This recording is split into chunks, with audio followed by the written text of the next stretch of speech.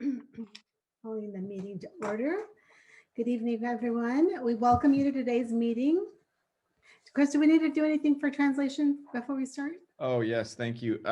Si necesitan traducción al español, pueden escoger, pueden buscar el globo al fondo de la pantalla donde dice Interpretation. Si indicas Interpretation, vas a poder escoger en inglés o español y luego escuchar todo en español traducido para ustedes. Great, thank you. So we welcome you to today's meeting of the Hillsborough Unified School District Board of Trustees. The public can ask questions relevant to agenda items at the time those items are under consideration. Any person may also address the board on any closed session item or any item not listed on the agenda. Pursuant to the Brown Act, the board cannot consider issues or take action on requests during this comment period. We would appreciate it if you would identify yourself with your name when addressing the board. Time is limited to 3 minutes per person. And there's directions. If you'd like to send a public comment, please send a message using the chat feature at the bottom of your screen. Please identify yourself in the agenda item on your specific topic in the chat comment. You will be called to speak in the order it was received or when the agenda item is discussed. Okay. Do we have any public comments before we begin? I have a public comment. Okay, we have to do the Pledge of Allegiance first. You're right. Okay, everyone, please rise and face, I hope, the flag somewhere. Yeah, where is the flag? Yeah, where is it? Oh, my thing. There it is. Thank you very much. Okay, ready, begin. I pledge allegiance to the flag of the United States of America and to the republic for which it stands, one nation, under God, indivisible, with liberty and justice for all. Thank you. Sorry about that. Thank you, Karen. Thank you, Diane. Okay. So if there are any public before, right? Sorry. I was just going to say, if anyone would like to make a public comment, just send me a note in the chat feature. But we do have Mr. Vanden Heuvel that would like to make a public comment. All right, good evening, everybody. It is my pleasure to introduce to you, we had a special board meeting this afternoon to appoint Ms. Amy Jones Kerr as the new principal at Hillsborough High School. Ms. Kerr comes to she's waving there if you didn't see her. She comes to us with a plethora of experience in the Roseland School District, was the founding principal of Roseland University Prep, Roseland Collegiate Prep, two nationally recognized charter high schools. And we just couldn't be more pleased. She is bilingual and versed in working with diverse communities. And so I just want to take a minute to introduce you. Normally we would have her in person in the board meeting, but here we are on Zoom. So I don't know, Amy, did you have anything you wanted to say? A quick something. I just want to say thank you. And I am beyond honored and proud to be the next principal of Hillsborough High School. And I am 150% committed to collaborating and working with the entire Hillsborough community to ensure that we hold the highest expectations for all students and that students are learning with passion and complete equity. And I'm just really excited to be part of this entire educational team. So thank you. Thanks, Amy. Welcome, Amy. Thank you. Right, we do have a few other public comments. So Mr. Vanden Heuvel, you were finished? Okay. So our first, I'm sorry, do you want me to go ahead, Araceli? Yeah, I think I apologize. I'm a little bit out of order. So I know that we need to do adjustments to the agenda first. Yes. You're correct. You're correct. We'll do public comment in just a few minutes. We have to do a few. We do have adjustments to the agenda. I'm sorry, I should have been tracking with you, Araceli. We are going to move items 11.2 C and D up to be right before item 11.1A. And then we are going to table item 11.3 D for a future board meeting. So that would be the district calendar. We need more time to talk about that with our association. I'm sorry, Chris, you're moving those two items before which item? Before 11.1A. Thank you. Okay, thank you. So public comment, sorry, Karen, you can turn to those. Okay.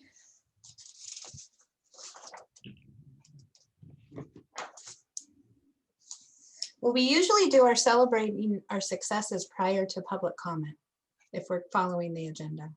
Oh, I know, we're off a little. Today's been okay, too many meetings. a very busy day.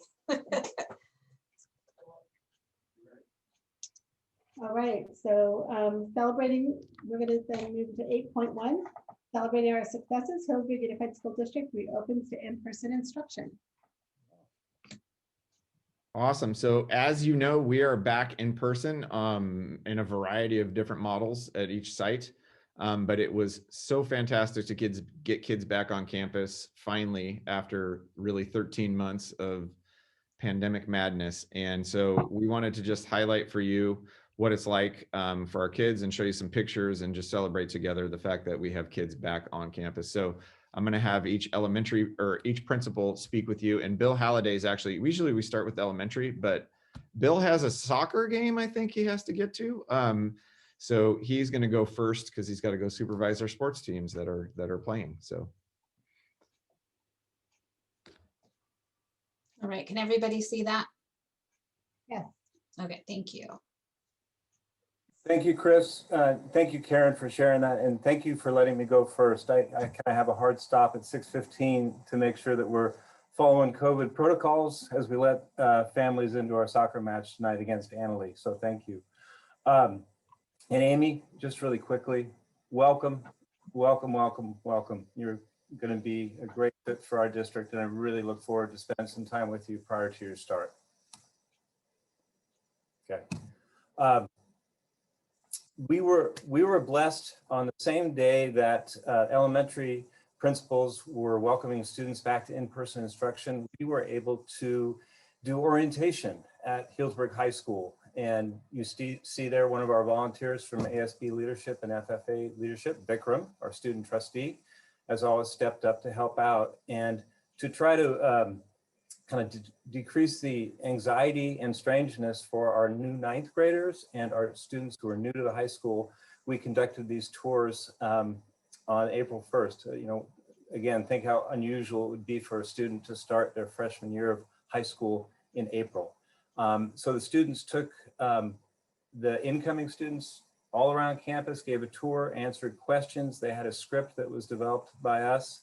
And then we had 4 teachers that gave short presentations to the students about their particular programs. And that was Mr. Gunter from English, Mr. Domenichelli from Physical Education, Riley Nielsen from Ag Science and FFA, and then John Natelli from Music and also our CTE programs.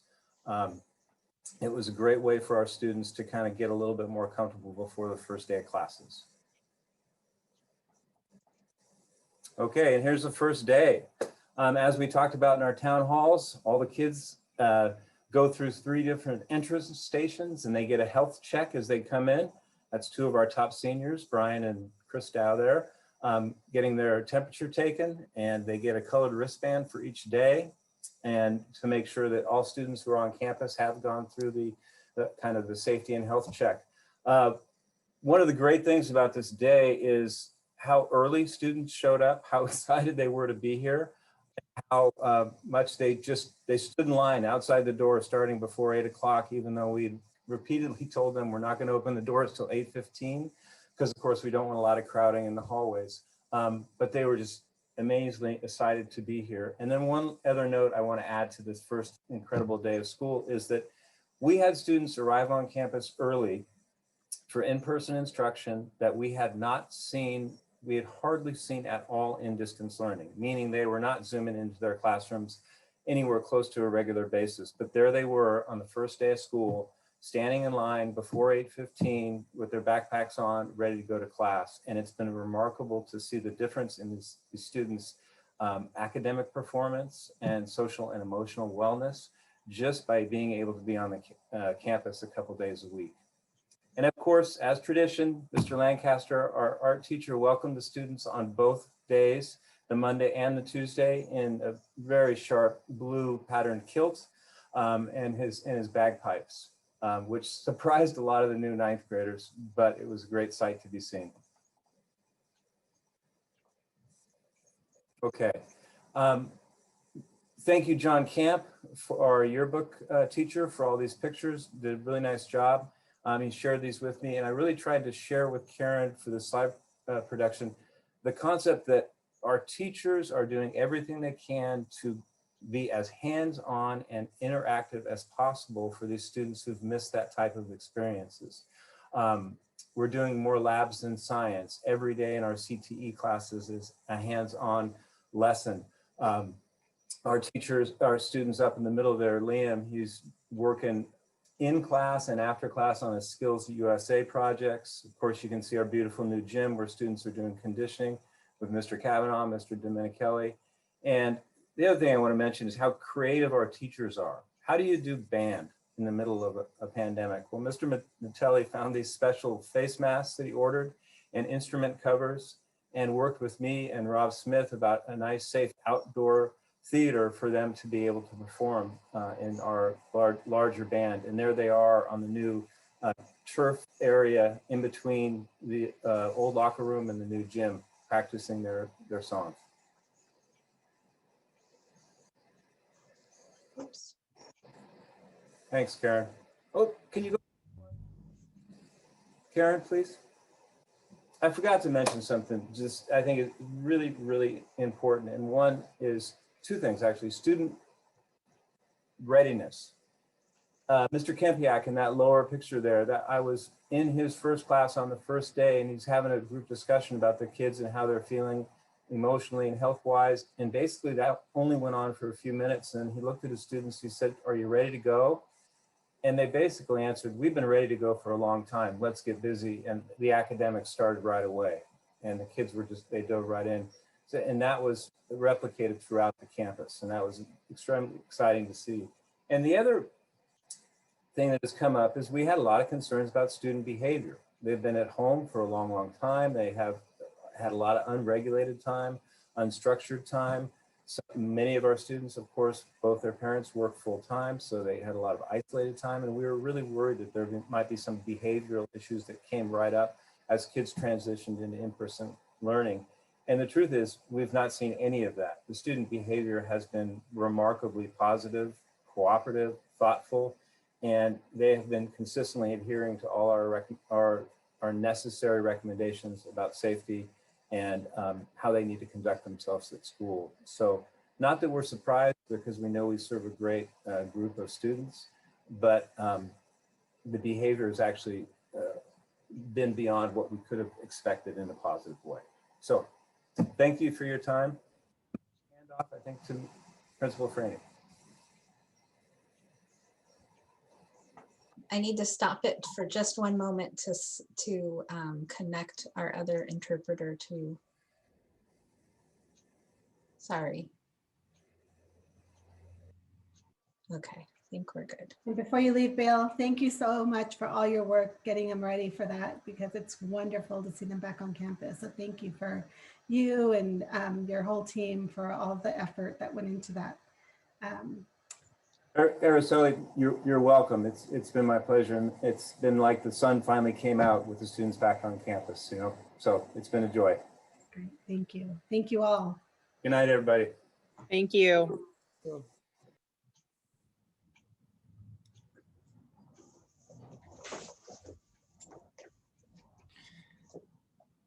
Jeff, you want to jump in? So Principal Jeff Franey is going to walk us through elementary school. Absolutely. Thank you, guys.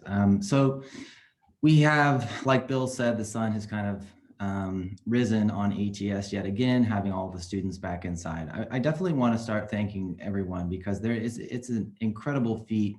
As you can see in some of the photos, our families, the support that we've gotten from our families through all of this has been incredible. And even just the logistics about the entry that you show up to, the time that you show up at school and pick up has just been super helpful in making things run smoothly. We've got an army of support staff and paraprofessionals at HES that have just made this transition extremely, extremely smooth. Our teachers have just been incredible in the creativity that they've come up with, both during distance learning and when we're back in session. I believe Bill mentioned that, yes, the social emotional piece was something that we were very concerned about. But the fact that teachers are hitting academics so quickly after such a long period of distance learning is just absolutely remarkable. And it's helping out getting students back into the swing of things. We've got PBL units that are alive and well, from hatching our eggs in kindergarten to hatching our baby steelhead in 2nd grade. So it has been an absolute dream to get back in person after such a long time in distance learning. A couple of photos, we've got our students coming off of the bus. Wearing masks was something that we were a little concerned about, but that hasn't been an issue. There's a picture of, I believe, Kelly Wong's class using our arms to kind of give us a little distance. We've got the maintenance crew that has done an amazing job at kind of helping us with the directional hallways and splitting the hallways. Snack time in Miss Ashley's class is outside, socially distanced, and kids are just having a great time. It has been a long road, but a happy one, a happy ending after all of this distance learning. Here are some of the activities. There's a couple of snapshots of what a classroom looks like. Some of the activities that students are engaging in right off of the bat. I believe that's a kindergarten students looking at a seed that they're sprouting in class. So like I said, the hands-on learning is definitely something that parallels and helps with the social emotional piece of being at homes for such a long time and now being in a routine at school. I think that's all. There we go. I definitely can't say enough about the amount of energy that is back inside of the building. I also want to shout out our distance learning teachers that are continuing to support students through all of this, throughout the course of the rest of the year. That's no easy task as well. But I definitely think that it has been an extremely positive thing getting students back in the classrooms. All right.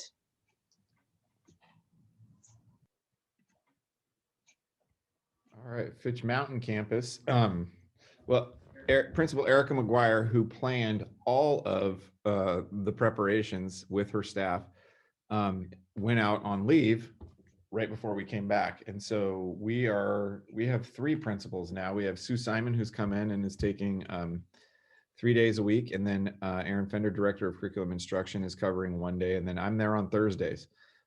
So I honestly am not sure who's supposed to share. Aaron, are you taking this one? Sure, I'd be happy to. Thank you. Yeah. Good evening, everyone. I'm Aaron Fender. Like Superintendent Van Hoovel said, we're job sharing this one. Weren't sure whether we're going to be open, and Principal McGuire really takes the kudos for this. She and the team there, and I'll have to say, both before and now, the entire staff, the support staff there, front office, all the paraprofessionals, the teachers have really, this site is running itself because everybody's working their tails off together to welcome our kids and to support our distance learners all at the same time. We've got about 60% of the kids that have returned to FMC, and you can see everything's going very smoothly. It's orderly as kids come in. The protocols are being followed, masks are being worn. We're not having to, harp on kids to wear masks, even in this age group. A lot of compliance. I think they're just so happy to be there, and we're happy to see them as well. We are doing concurrent teaching at FMC. So the distance learners, we've tried to keep them together, not tried, we have kept them together with their teacher and with their fellow students that have been together all school year. That was really important. We heard that from the families and from our teachers, that this deep in the school year, shifting kids to different teachers and shifting maybe to different classrooms just wasn't something that we wanted to do. So we've had these beautiful screens that you can see for many years, but we've installed amplification devices throughout the district, so the teachers can wear a mic and be heard both in the classroom by students when they're wearing a mask, and also with their distance learners who are sharing in what's happening in the classroom. We traditionally do a lot of small group instruction, a lot of station rotation and small group in order to have more one-on-one time with teacher and student. And we're still kind of working that out. It's amazing to watch these teachers run small group after small group and kind of make sure that kids are getting what they need. You can see in that bottom picture, I was there on campus when that happened. I think it's a picture I clipped. The students there, I'm pretty sure that's 4th grade. They are taking, they're making observations, taking measurements for seeds that they're growing in a bag.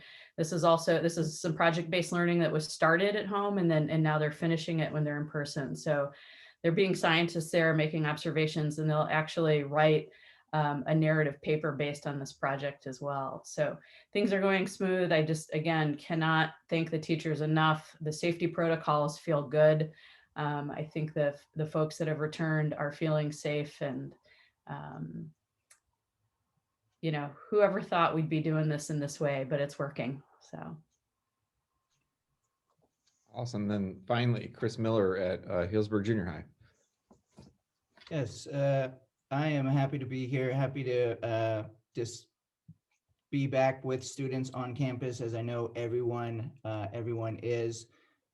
We were able to do our orientation. We had actually really small groups that came in over the course of 2 days, led by our leadership, a few of our leadership students who developed a script and got to see our new gym for the first time as well. So it was great. And then when we were able to reopen in person with students on that Monday, it has gone really, really smooth. I think to a certain extent, we're all a little surprised that it's gone as well as it did. You know, all the worries and planning and trying to make everything perfect certainly paid off, because we have had a very smooth reopening. A lot of people to thank for making that happen, starting with our parents who have had to follow the guidelines and make sure that their students are not there too early, and have been great about, for those students who need to get picked up after school, doing so in a really efficient manner. And I know that has been so hard for so many families to figure out the logistics of how to do a hybrid.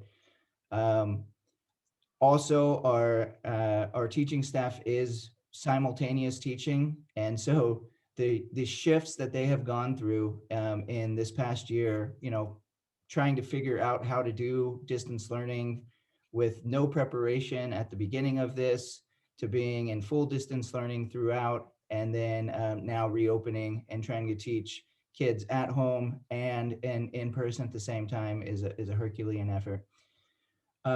And I also really want to highlight our classified staff, who are doing a phenomenal job. Some are, taking on roles that are outside their normal position, and they've done it without complaint, and are doing a fantastic job helping keep the school up and running. So as you can see in some of the pictures, kids are there and they are, spread out, but learning is happening in person for the first time. We've got kids out taking pictures for yearbook, kids working in the garden, and it has been just, again, a great feeling. Everyone is feeling well about it, and the students echo what Principal Holliday said a little earlier.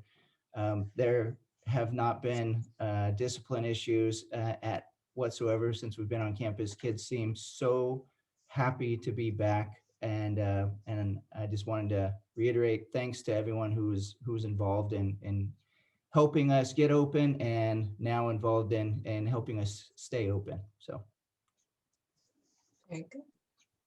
Oops. All right. Well, thank you, everybody. I just want to reiterate how incredible it has been to work with the district team through all this. There is not any department or campus or job description where the people in those places didn't work extremely hard to make it happen. And it was just so joyful that first day for everybody to have them come back. So thank you to our teachers, to our classified staff, to our admin, everybody who made it possible. And I know just talking to people in town, the kids are overjoyed and parents are pleased too. So happy to have kids back. It's been great. Can I say one word? The week before school opened, I was able to visit HAS and then the junior high school as well. And the excitement of the teachers was palpable. We stopped at a couple of classrooms and they went on and on about all the things that they were going to do. And you could just see the plan, the setup, both at the elementary school and at the junior high school. Junior high school person to see excitement in junior high school teachers is always exciting to me. And then this week ago, and then this week as well. So last week I was able to hook up with the substitute administrator. I think his last name is Vanden Heuvel or something, to take me around and see the kids in class, listening, teachers teaching, which is exciting, kids listening, learning. I think one group of them, about 5 or 6 kids went out. I think there were 4th graders, ran around the track and then came back in, and it was like, okay, let's go back in and get some learning done. So exciting to see the kids there. And then again at the high school, I believe it was yesterday or the day before, it all fades. Again, seeing the kids in the classrooms, learning, listening, teachers, teaching. I was kind of thought it was pretty cool. One teacher had the mic, which I would think you would need with a mask on. But again, just seeing the kids on campus, walking around, actually sitting, and then I was there when they were at the end of the day or into the morning, walking around. It was, for me, exciting. It was great. And again, you know, it's been said, but much praise and much respect to all the students that have been through this for a year, whether at home or now at school. Certainly to the teachers that have done their, oh God, more than, how do I use your expression here, the big lift for the whole year. Our classified staff that again went over and above what they were asked to do, and then our administration, our leaders that put it all together and made sure it worked. And I just thank you. That's all. Yes, absolutely. Ditto what Mike said. Thank you. Okay. Now we're on to our counseling intern program. All right. So I believe Diane and Alex are going to highlight this program. So we'll start with Diane Conger, our Director of Student Support Services. All I'm going to do is quickly introduce Alex and sing his praises. I don't know what we ever did without him, but he came to me with this wacky idea and I said, are you sure you can supervise and do everything that you're doing and you have a new baby at home and, you know, all of that? And he said, I'll do it. And so here we are a year down, and I don't know how the interns, what they thought about this year wasn't quite what they signed up for, but I'm really so proud to work with Alex, and he's a crucial member of our team. So take it away, Alex. Oh, thank you. That was so nice. Oh, I'm just going to bask in that for a second. Karen, I thank you. I think we have a PowerPoint, that right? Yeah. Okay, so before I get going, my name is Alex. I'm the behavior specialist for Healdsburg Unified School District. I also provide mental health services, counseling services for kids. And I just want to take a second and introduce you guys to two of the interns that are here tonight, Vanessa and Leah. So Vanessa is currently placed at Fitch Mountain campus and Leah is placed at the junior high. We're missing one of our interns tonight. She's taking care of her father-in-law. So yeah, all right, let's get into it. So this being in an academic setting, you know, we have to understand what our purpose is and what our goals are.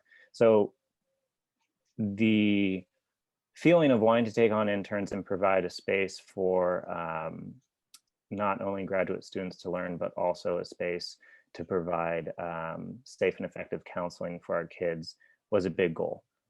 We wanted to generate community partnerships with the higher education, and we also wanted to strengthen the tier 1 and tier 2 social emotional supports.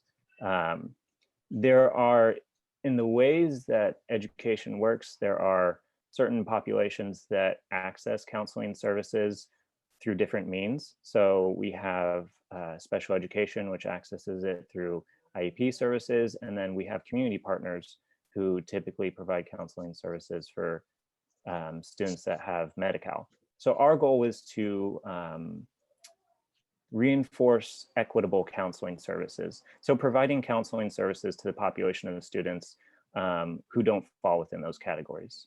And this year coming into it, we had a new social emotional curriculum, right? So we had ruler at the elementaries and Y-Tri at the junior high and the high school, and we wanted to try and reinforce that as much as possible. So those were our goals heading into this year. It's kind of a lot. And so the actions that we took to complete those goals were, we were able to come to an agreement with CSU Long Beach to provide spaces for our interns. We created a referral and supervision systems, and we expanded counseling services to that population. And those are, again, the 3 interns that we had, Adriana, Vanessa, and Leah. So those were the actions that we engaged in. And then the next slide is our results. Sorry. Oh, that's good. Okay, so I apologize. I am not very good at math. It was not 600 hours of services. It was 1,500 hours of services, 500 hours per intern over the year. So they were able to deliver 1,500 hours of services. They supported over 40 students and their families looking at the caseloads.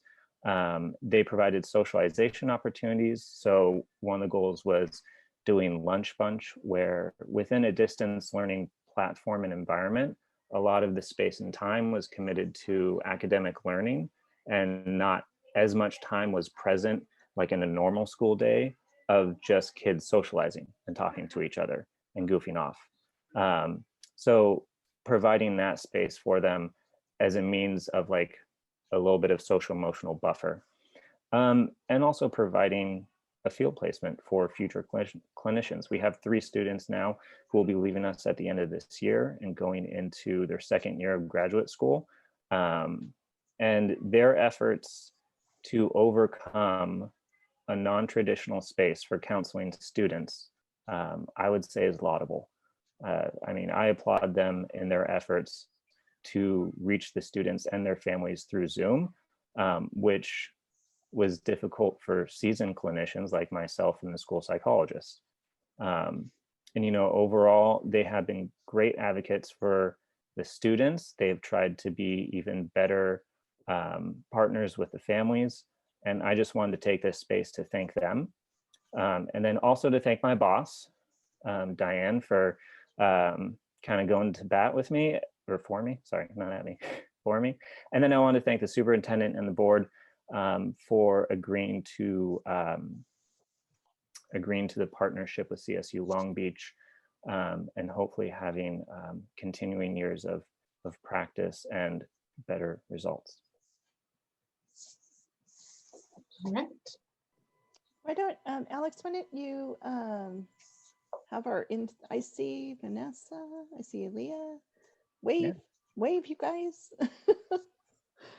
Yeah, if you guys just want to introduce yourself and say where you've been placed and maybe just like a sentence or 2 of how it's been, that'd be great. Sure, I'll go. My name is Vanessa. I'm placed at Fitch Mountain campus, and both me and Leah are getting our master's in social work at California State Long Beach via their distance program. So we're both in Sonoma County, based in Sonoma County, but we're getting our degrees in for Cal State Long Beach. And it's just been a really great experience.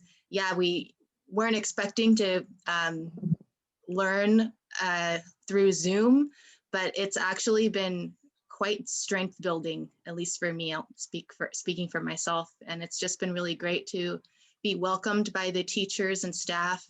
And I also want to just say thank you to Alex for being very supportive and giving of your time.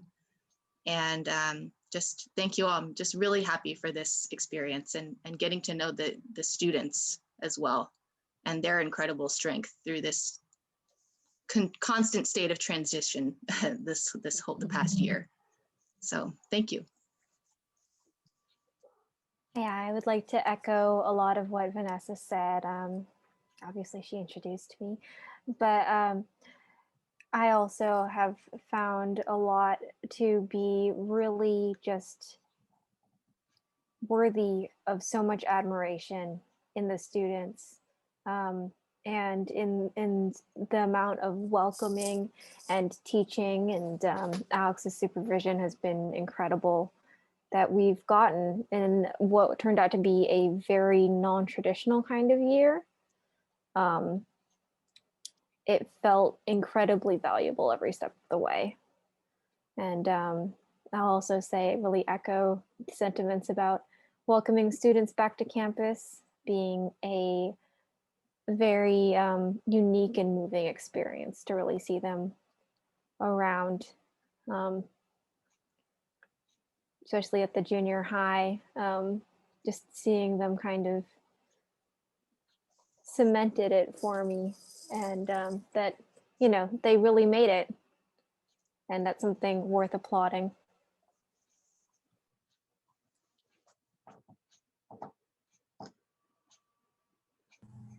That's great. Well, I want to thank all of you.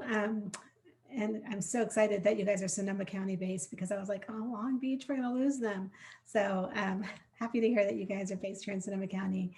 And Alex, just want to thank you for your leadership and providing this for us, because we know that we need all hands on deck to support our students, especially in these trying times, and to have these 3 interns to help us with that is just wonderful. So thank you all for choosing Hillsburg to do your internship, and for supporting our students. Really appreciate it. Thank you for letting me set up the program and having these great people. Thanks, Alex. All right.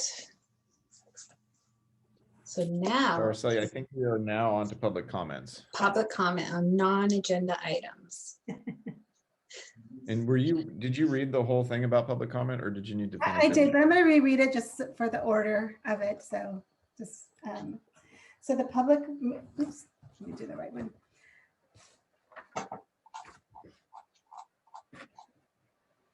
So the public can ask questions relevant to agenda items at the times those items are under consideration.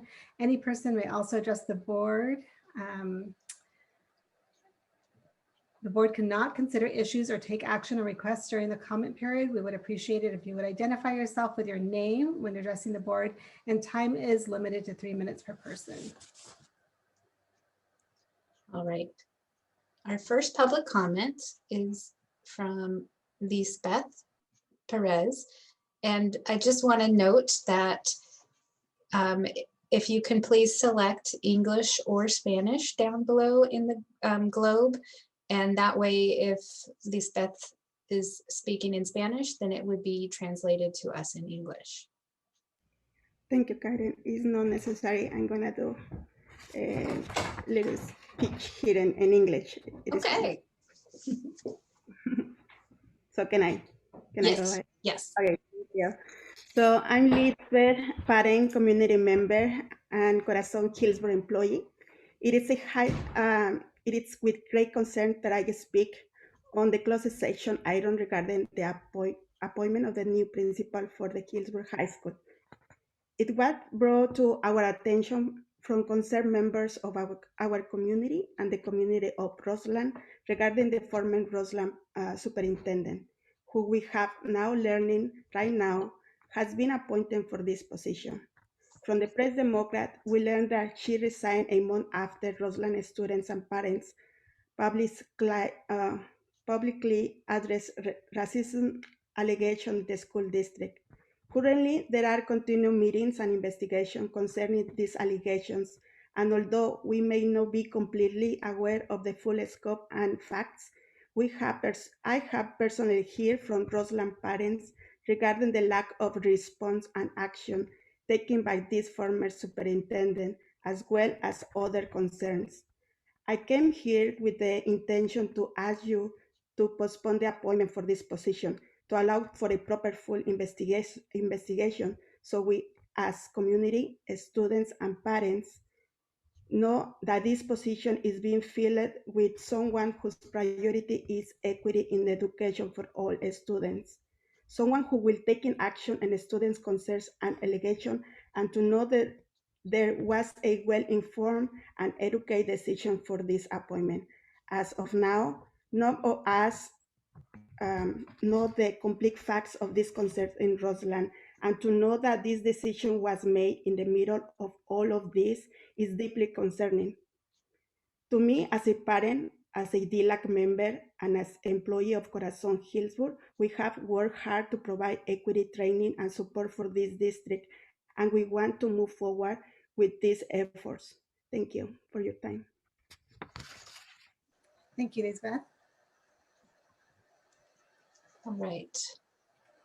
Our next public comment is, let me just look in the order, as Stephanie Fife. I haven't put in a request to do a public comment. Oh, okay. Is there another Stephanie? Yes. I'm sorry. I'm so sorry. Yeah, no worries. Hold on, sorry, let me just gather my thoughts here. Okay, so yeah, so as everybody knows, as Lisbeth just mentioned, an investigation is underway regarding allegations of racism and inequity towards students in the Roseland District, which occurred under the leadership of Ms. Amy Jones-Kerr. I am concerned that the numerous allegations of what has occurred under her leadership in Roseland will happen in the Hillsborough District. The decision to hire her during the investigation appears rushed, and this can impede the progress and efforts of community leaders to ensure racial equity within the district and the community. I assess Ms. Amy Jones-Kerr and the district needs to provide the community with transparency regarding the decision to hire her and what will be done to ensure the psychosocial well-being of the children in this district. That concludes my comment. Thank you. Thank you, Stephanie. Stephanie, would you mind just introducing your name and your affiliation with, if you have students at the district or? Yeah, so my name is Stephanie and I'm a Hillsborough resident, and What's your last name? I'm sorry. Stephanie Flores. Flores, thank you. Yes. Hillsborough resident. Perfect, thank you.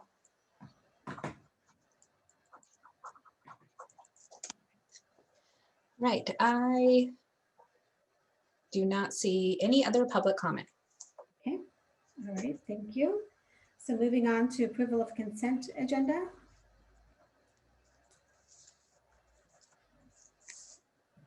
I move that we approve the consent agenda. Do we have a second? I'll second. All in favor? Aye. Any opposed? Okay, motion carries. Thank you. Moving on to 11 point, oh, we're going to move up the California Day of the Teacher. 11.2C coming first. Yeah. So it is my pleasure to bring this resolution before you. This is a resolution that we do every year to recognize our hardworking teaching staff, and it's by no means routine.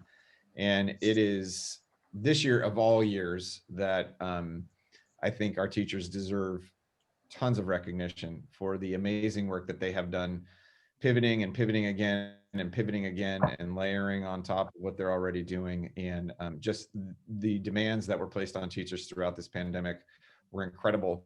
And they stepped up at every turn to do their best to meet our kids' needs. And so I just want to recognize them for that. And like I said, we bring this every year and the resolution speaks for itself. Any board comments or discussion? Well, yeah, I absolutely second that. You know, I always have said that teachers are the bricks of the schoolhouse, but boy, this year you folks are the rocks, and not just like hard rocks. You were malleable, you were fluid, you were moving, volcanic perhaps. But I do want to second what Superintendent Van Heuvel said. We truly appreciate you, and again, a day is not enough. A week is not enough, but we do celebrate you and thank you for what you're doing. I just want to add, I like the line in here about teachers continue to influence us long after our school days are only memories. And I think this past year will never be forgotten by anybody. So again, my thanks go out to all of our teaching staff for sure for everything they've done. Absolutely. Thank you all so much. It's like Chris Miller said it earlier, it was a Herculean effort, lift. Just want to thank you for all that heavy lifting that you've done all year long and even beyond this year, right? Last year is where it all started, and it's crazy that we were in this environment of distance learning and this uncertainty for a year. So thank you all. Yeah, I'll just chime in, and I'm sorry, I'm just get really emotional thinking about this because I have watched my children's teachers just be so brave and flexible and strong and determined to have every one of their students learn even under these incredibly strange circumstances. And so I realize that this proclamation is pretty dry, but I just want to say thank you personally and on behalf of the board. So thanks. All right, so we do need a motion in a second, and it's a roll call vote as a resolution. I'm happy to make that motion. I'll second. Thank you, Mike. Thank you, Crystal. So moved by Trustee Potmasil, seconded by Trustee Lopez. This is a roll call vote. So Trustee Del Rey? Aye. Trustee McAllister? Aye. Trustee Lopez? Aye. Trustee Potmasil? Aye. And aye. Motion And carries. I would just like to ask student trustee. Oh, Vikram. Johnson So as sorry, Vikram. Aye. Thank you. Thank you, Vikram. Thank you, Vikram. Okay, moving on to 11.2D, Classified School Employees Week. Okay, it is a very similar proclamation here, and I will say that the classified employees, I think it was Bill who maybe said it, or Jeff Franey, that they have stepped up in unbelievable ways this year. They were the first ones back on campus after, during lockdown. They were the ones we actually declared essential employees right away to make sure campuses were clean and some staff could come back to do things like prepare food, et cetera. They were the ones preparing food and never stopping and making sure our community was fed during this whole pandemic, transporting people. And they're the ones cleaning the classrooms now, making sure our staff and our students are safe. And so the classified employees have been absolutely unbelievable and a pleasure to work with. And just the way they have done the pivots and the things that they're not accustomed to doing with enthusiasm and joy and not one word of complaint has been incredible. So we are forever grateful to them, and very pleased to bring this before you. Yes, thank you all so very much. Sometimes our I move. unsung Go ahead. Well, I guess Go ahead, Mike. my metaphor of the schoolhouse, the teachers being the bricks. Absolutely, the classified staff is the mortar, is the cement that holds all this together.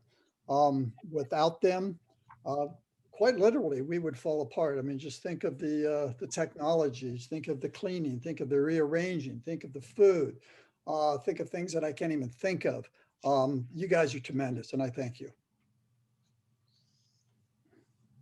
I move that we pass resolution, I'm sorry, I don't know the number. 2115. Thank you, in recognition of our classified staff. Do you have a second? I second. Okay. Should have said I very happily and gladly move that.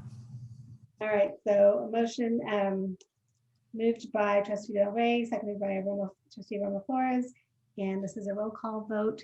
So student trustee Johnson. Starting with me. All right. Aye. Trustee Del Rey. Aye. Trustee McAllister. Aye. Trustee Lopez. Aye. Trustee Potmasil. Aye. And I say aye.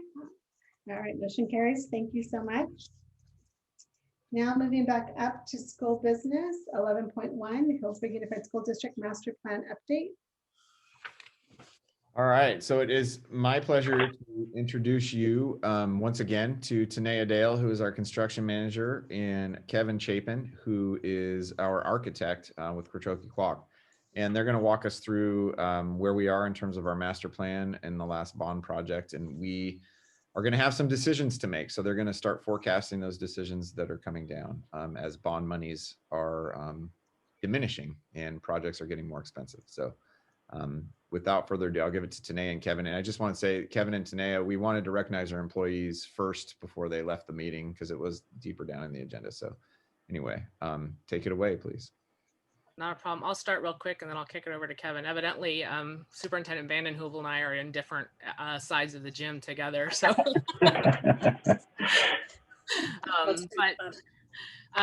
we just, you may remember, some of you may or may not have been a part of the board, but we did, as required, endeavor to update our master plan.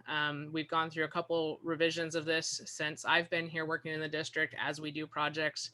So it was time to do that. And then just always looking forward and what we have left to do with our bond money. So with that, I'll turn it over to Kevin and we'll go from there. All right. I believe there's a slideshow ready. Yes. Okay, perfect. So thank you for taking the time today to have me discuss the update to the master plan. As Tanea said, we do this on a fairly regular basis to, every 5 years or so to stay in compliance. But to really look at, again, as we enter this last bit of the bond and take a look at what are the outstanding projects left and priorities at each school, because it has been quite a few years since we did the last master plan about 5 years ago. Next slide. So we have been able to meet with the high school and the junior high and have been able to update their master plans. The elementary schools are trailing behind because the bond is tied to both the high school and junior high and not the elementary schools. So we have been able to look at their priorities, and we've been able to send those out to our cost estimators. So we have some fairly rough numbers of what these projects could potentially be. So next slide, please. So kind of just a reminder of stuff we've done at the high school. We have touched every single building on campus. Some we've done full modernizations of inside and out. Some we've worked on the exterior, making sure they're warm, safe, and dry, and fixing some of the ongoing maintenance issues with siding and roofing and HVAC. We've also did the new gym as well. So everything's been touched at some point, varying degrees of each project over the last 8 years or so. Next slide. So kind of give you an idea of what we've been doing. So we did meet with schools and district staff and Counterpoint, the construction manager. We went through and figured out what were kind of the remaining desires that are left on the campus after we've done all these projects over the years.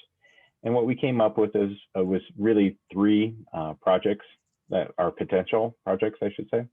And one was the modernization of all the classrooms within the main building itself. While we've done a lot of technology in those classrooms and we've fixed up the building to make it warm, safe, and dry, there is still a lot of wear and tear in those classrooms. So we want to look at replacing the windows, our original windows from when the school was built, flooring, cabinetry, ceilings, just kind of dress it up.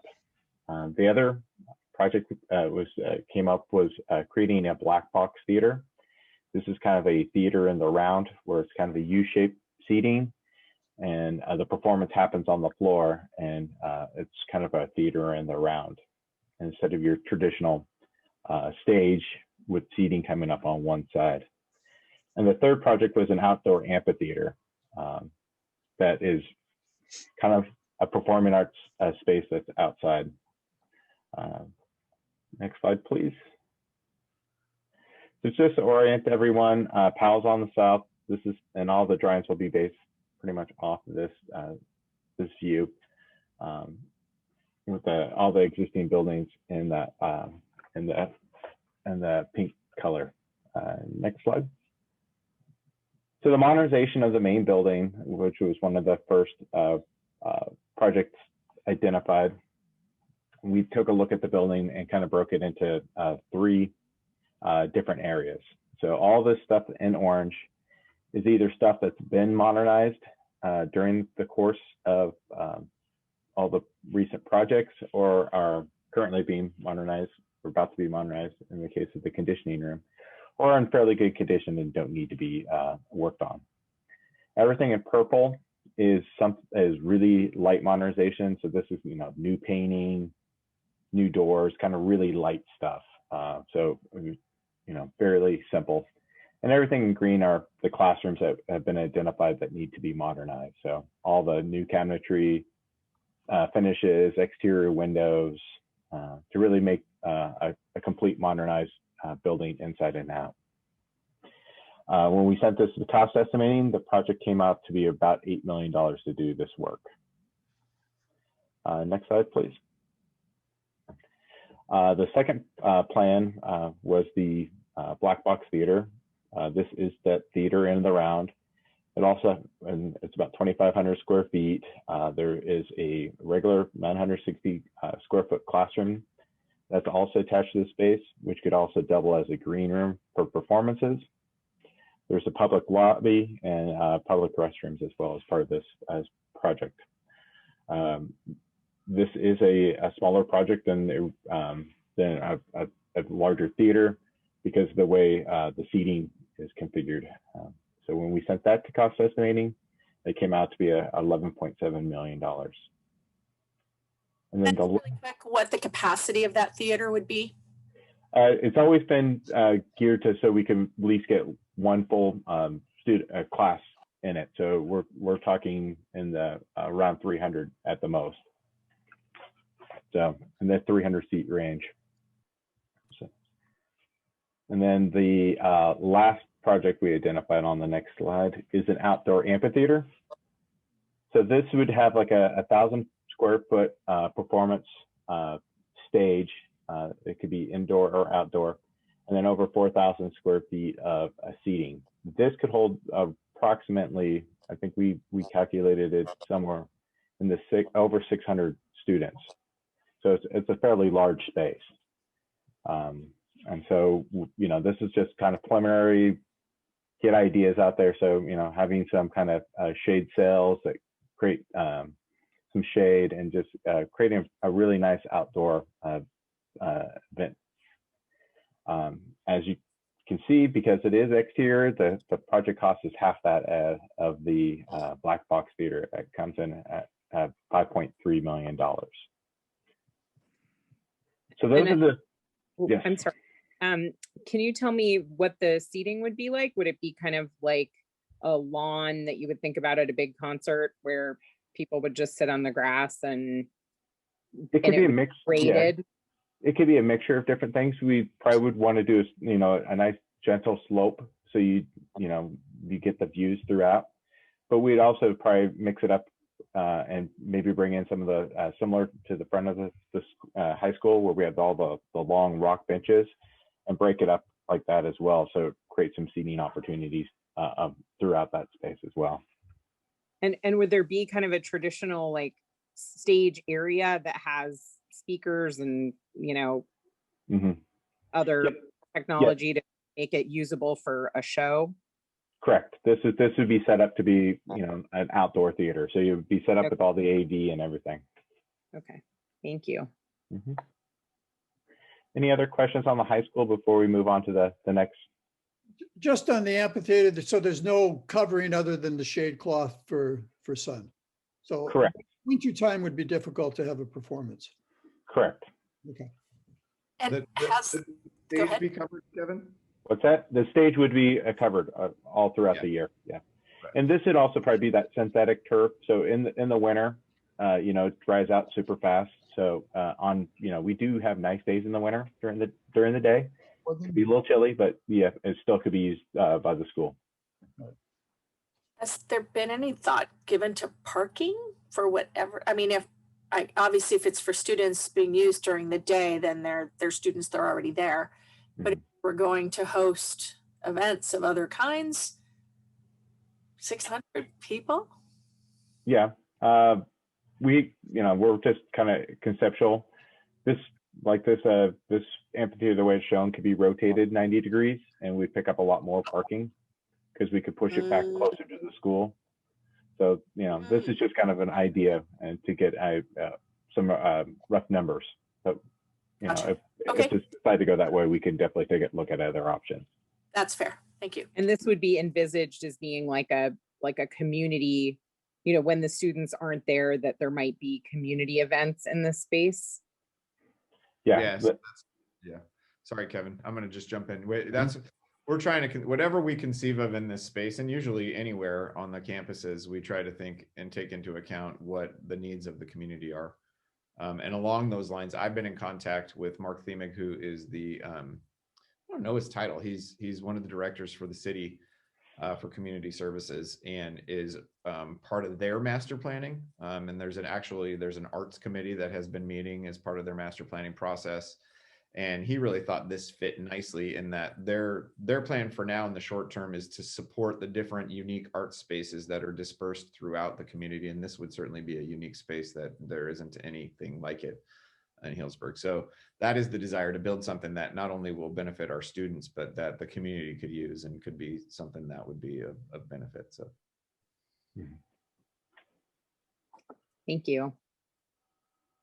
Yeah, being on that arts and culture committee, I definitely want to reinforce that we definitely, I appreciate Chris reaching out to the city, because I've had a few side conversations with Dave Jans and also Mark Thiemig about just making sure that we're all on the same page as a community, and what are our needs and what does the community want. And like, we have the Raven, and there's a lot of support for making it better. It's very limited, but then what niche is left? What do we need? And I do think it's something, yes, it's absolutely primarily for our students and educational purposes, but we can't make these decisions in a vacuum. It really needs to make sense in our overall community. And if I can just add to that, as part of whatever we do here, it's going to require us go through an environmental impact process. And so that will help, that'll be part of what we do in that environmental impact process also.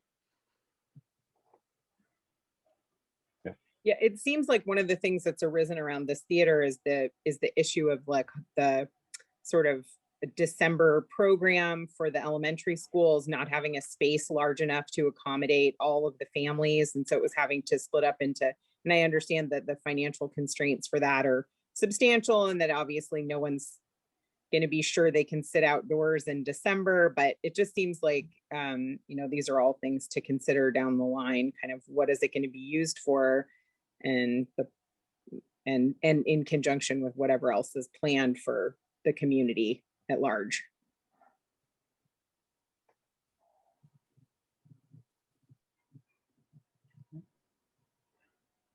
You want to head on to the junior high? Yeah. All right. Next slide. So kind of recapping some of the stuff we've done at the junior high. Once again, we've touched all the buildings. We've gotten rid of all the portables on the other side of the street with the new science and classrooms. We've modernized all the existing buildings. Below is a picture of the recently completed modernization to the gym and music room and STEM classroom. So everything's really, all the buildings have now officially been touched and modernized or on this campus or built or replaced. And so when we met with the junior high, as you can imagine, their list was fairly short. So if you want to go on the next slide. We really came up with two projects. One is just kind of some minor improvements to the snack bar area. So we didn't even get that price because it is a very low number. So we didn't actually get that one done. And the other one was the field design that was part of the 2016 bond. So if you go to the next slide, I'll remind everyone what that project was. It was a all-weather track to replace the dirt track. This is not a 400 meter, so this is a PE track primarily. They The straightaway they can practice for track events on because it is 100 yards or 100 meters, and they do have the long jump and the high jump spaces. But then it's also an artificial turf field. It's the size for regulation size for kids in junior high. It does have a little bit of flexibility. It could grow a little bit on the width, but it is another artificial turf field, very similar to the high school, but shrunk down a little bit for the junior high size. And if I could note, just for the record, this was also, the board went ahead and authorized when we designed the gym project. We also have paid, and the design for this is complete already. So this project has already kind of started, but only in the design phase. It's ready to go whenever the district decides to move forward with it at some point. Yeah, it is. Yes, it is approved through the division, the state architect, and that approval will be good for roughly another year, and then they close out those projects.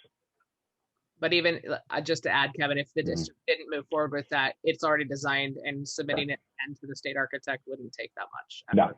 No, absolutely not. It'd be pretty easy because it is done. We just would have to update it to current codes, which usually on site projects that doesn't really require much.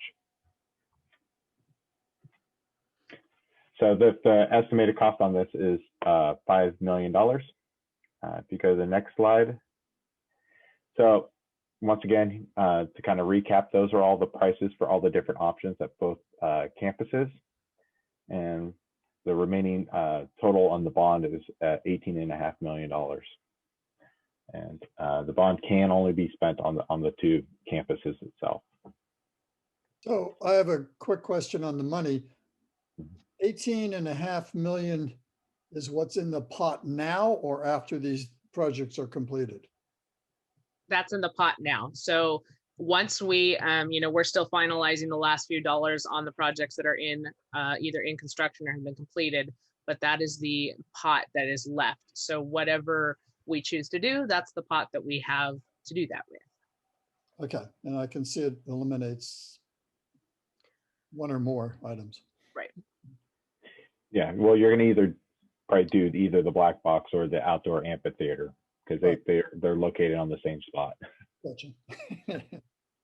So I definitely feel strongly that we need to prioritize our projects based on the educational needs of our students. And for me, that means finishing the high school.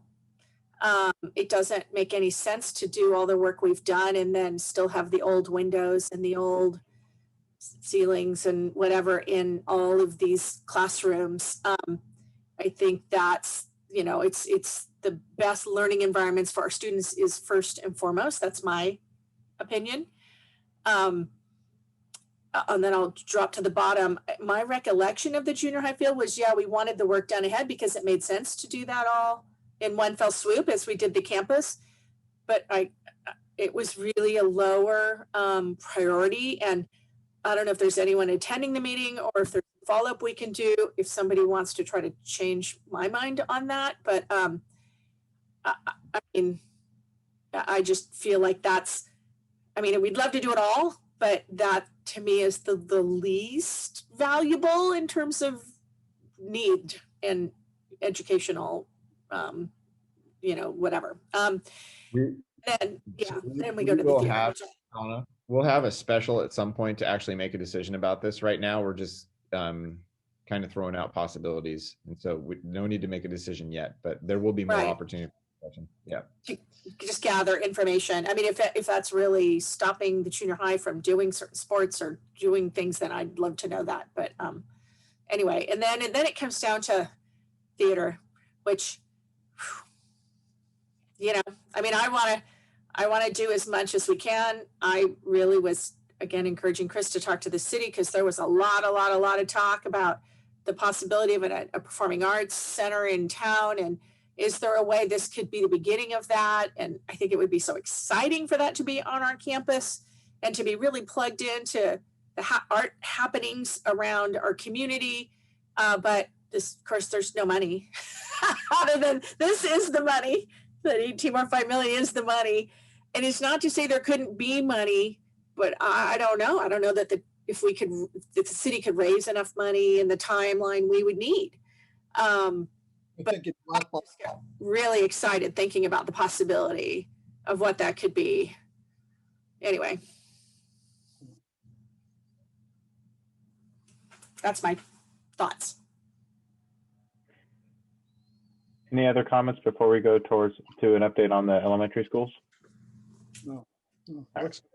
Thank you. Next slide. So the elementary schools, we did, myself and our civil engineer, our electrical engineer, and our mechanical engineers walked both sites during the fall and took inventory of the current conditions and have done a facilities assessment for both schools. We have met with the staff over at Fitch and have heard all their desires and what they would like done at the campus. We have started the conversations with HES, but we'll have a follow-up meeting with them hopefully next month. This will allow us to develop the master plans for both campuses during the summer, which then we could come back and present to the staff in the fall. Once we get consensus on that plan, we will send it out to our cost estimators to get the probable cost, just like we did with the high school and junior high. And then we'll come back to the site again and create a priority list of what their top priorities are and base those all together. And then once that's done, we'll be seeing you again so we can present it to you. Kevin, can you say who's involved in developing, who's the committee, if you will, that you're speaking with? You don't have to have their names, but. Yeah, sure thing. At Pitch, Principal McGuire selected a group. Some were teachers, some were parents, and I believe a community member as well. So we're trying to hit all the shareholders as part of this group. Great. And I'm sorry, was someone else going to say something? Go ahead, Donna. The projects, potential projects on these two campuses, the expectation is these are not huge projects, right? This is not big bond money projects, but this is whatever, things that still have to be done or need to be, or more maintenance things. What do we? So it's a master plan, Donna. So there could be a big project. We just don't necessarily have funding for it. So what we're trying to identify is all the prioritized needs that are on each campus. And we will get, we actually think we're in the office now being examined for potentially getting the money that we're due from the state from like 10 years ago for bond matching money. That money will be flexible. And so we might be able to do some bigger things at the elementary school. I will say like HVAC is a big one that's going to come up relatively soon at the elementary sites where we're going to need to put some money in to invest. So, so we're not thinking grandiosely, but we are thinking, what do these campuses need? And if there's any pressing needs, putting them on the list just so it's there for future times when we may have some funds. So gotcha. Thank you. Okay, any other questions, comments? All right. Well, thank you very much. That's all I have. Thank you, Kevin. Okay, moving on to 11.2A, HUSD Local Control and Accountability Plan, the LCAP. It's a discussion item. Yeah, good evening, board. Erin Fender back here again, your Director of Curriculum and Instruction. So there's a lot in your packet, given that we have a lot going on tonight, and we're still in the development of the LCAP. Even in a regular year, we would be busy drafting, collecting data, but we wanted to make sure tonight to get time to get your input. So I'm going to try to speed through this pretty quickly so we can spend the majority of our time listening to you all, provide input and suggestions into the local control and accountability plan. And just, a reminder that in layperson kind of normal speak, this would be called a strategic plan. So most people would know it as a strategic plan. So we just talked about the master plan for facilities. This you can think of as our strategic plan. We do have an opportunity here in that there's a new template, and we didn't do an update to the LCAP as we would every year because of the pandemic last year. So there have been some, in my opinion, major upgrades and kind of tightening of our goals and our actions, and that's reflected in the documents in the board packet. So yeah, one of the most important pieces of the LCAP is stakeholder engagement, and you all are part of our stakeholders. So that's why we want to listen to you tonight. Another important part is to really focus in on making sure that every student, especially those who have challenges such as poverty, foster care, and learning English as a second language and becoming, emerging bilingual students and eventually bilingual students. So we really want to pay attention to our traditionally underserved subgroups when we think about the LCAP. It does drive budgeting. It drives our budget, and these two things go hand in hand. So Debbie and I and Chris work very closely to make sure that the budget and the LCAP are co-mingled, I guess, for lack of a better term. So lots in your packet. Let's go ahead and pull up the slide deck, Karen.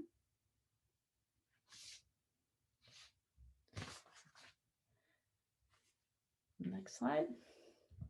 So in the board packet, you can see we put together a summary of the LCAP components.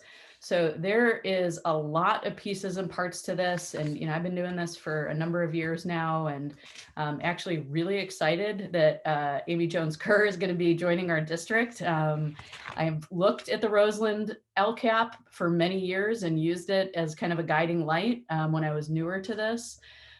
So there's a lot going on in these documents and various pieces and parts. So the summary of the LCAP components is there. Kind of think about it, not so much as an executive summary, but more like what is it, what are all the different things that we're going to be thinking about and looking at.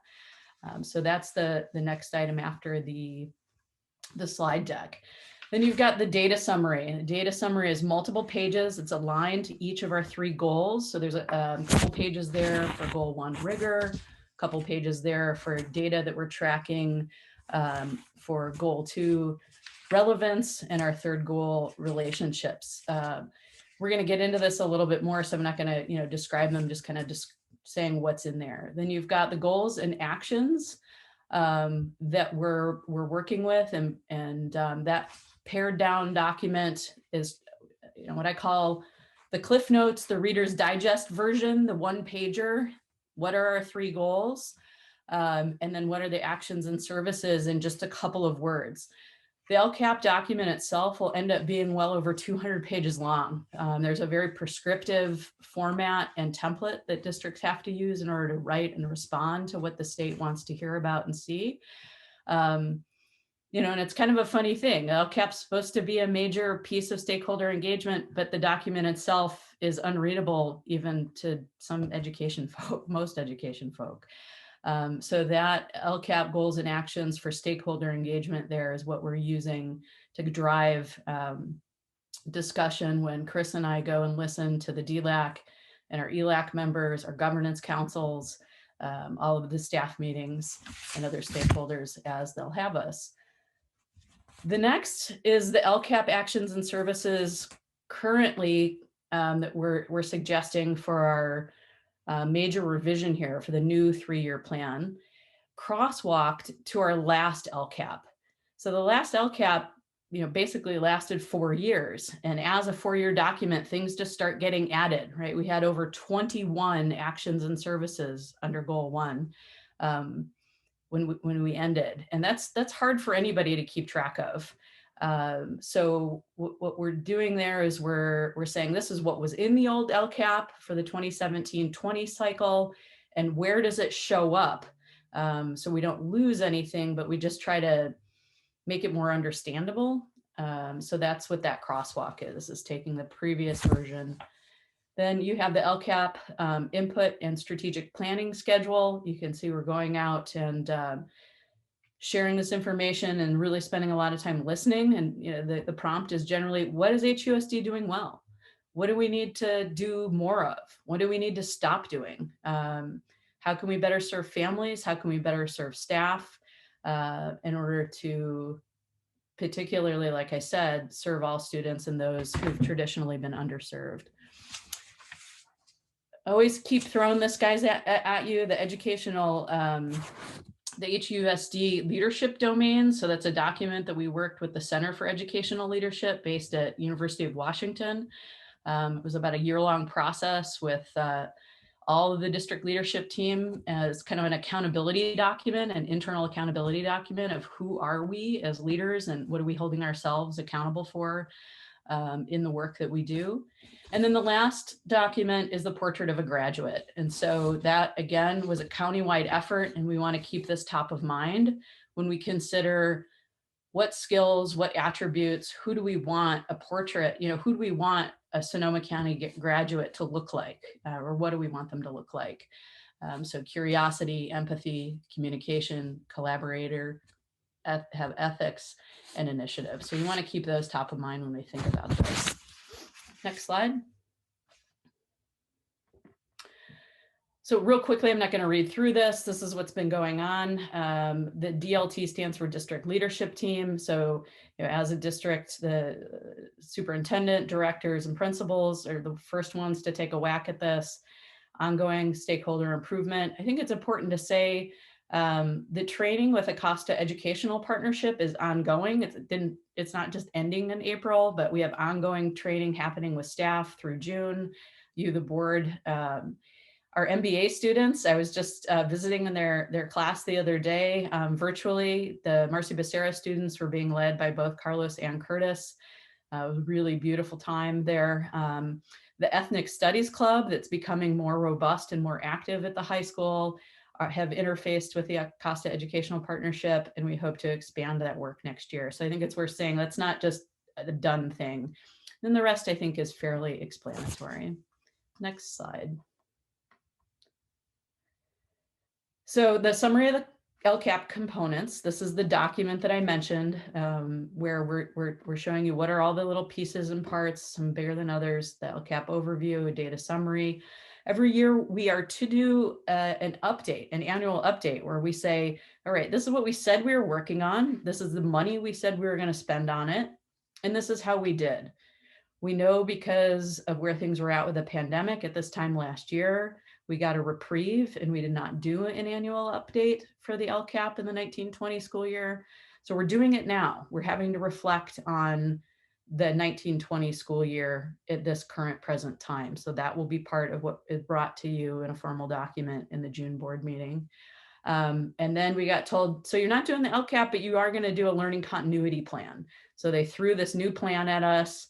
We had to hustle to get that together. So we'll do some reflection on how that money was spent and how we did. There are things in there like providing PPE, providing technology such as new Chromebooks for our students and staff, making sure we had hotspots for everybody. So when we're in the throes of shifting to full distance learning, that's really what is encapsulated there in that learning continuity plan. The budget overview for parents, Debbie and her team take the lead on this. It's a couple of page document that shows, okay, of all the money that we get as a community funded school district, kind of, what are the big pockets? Where does it go? How is it spent? The big kahuna, the 21-24 LCAP, that 3-year document. The local indicators, I'm going to get into that a little bit more here in a minute. And that'll be brought to you in May for approval, hopefully. And then another new one. So CDE, thankfully, is providing additional funding to all school districts in the state of California. This is not a competitive grant. This is funds we're going to get, but we need to write a plan and you all need to approve it. And this is happening very quickly. We just found out in the last couple of weeks exactly what the funding amount is and what it can and can't be spent on, and still, working out a few things, making sure that we understand it. But that expanded learning opportunities grant has to be approved by the board by June 1st, so we can ship it off to SCO and CDE and start using those funds. So we'll bring that ELO or the grant plan. You're going to hear more about that from Superintendent Vanden Heuvel later in the meeting. Next slide. Data summary. There's a lot there. I'm happy to go through it with any of you. I don't think it's good time spent kind of going line by line, but it is got a lot going on. If there are any data points you want to know more about or anything that isn't understandable to you, I encourage you to reach out, and I'd be happy to provide kind of a little data PD for you. Some things that I think is important to notice when you look at that data is that it's a constantly working document. So we're always getting new data. It's being certified by the state. So you got to really pay attention to what years the various elements of data are tracking, and when it becomes available, when we can disclose it publicly, changes.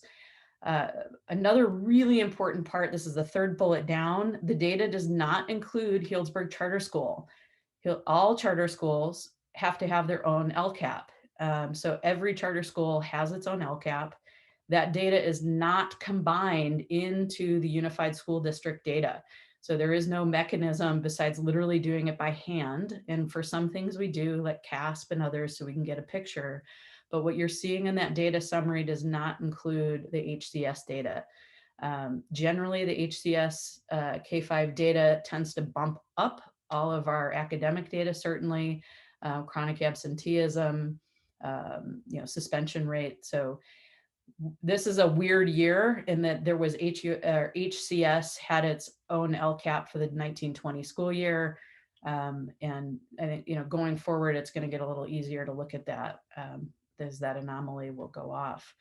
And I think the last important piece about the data is that we are relying very heavily on the Youth Truth data that we did in February with all of our students, grades 3 through 12, and parents and teachers as well. And that Youth Truth data is really nice because we can get some Sonoma County and also national comparative data. So we're really relying on that and kind of enjoying it better than the California Healthy Kids data, but I included California Healthy Kids because that's been historic data.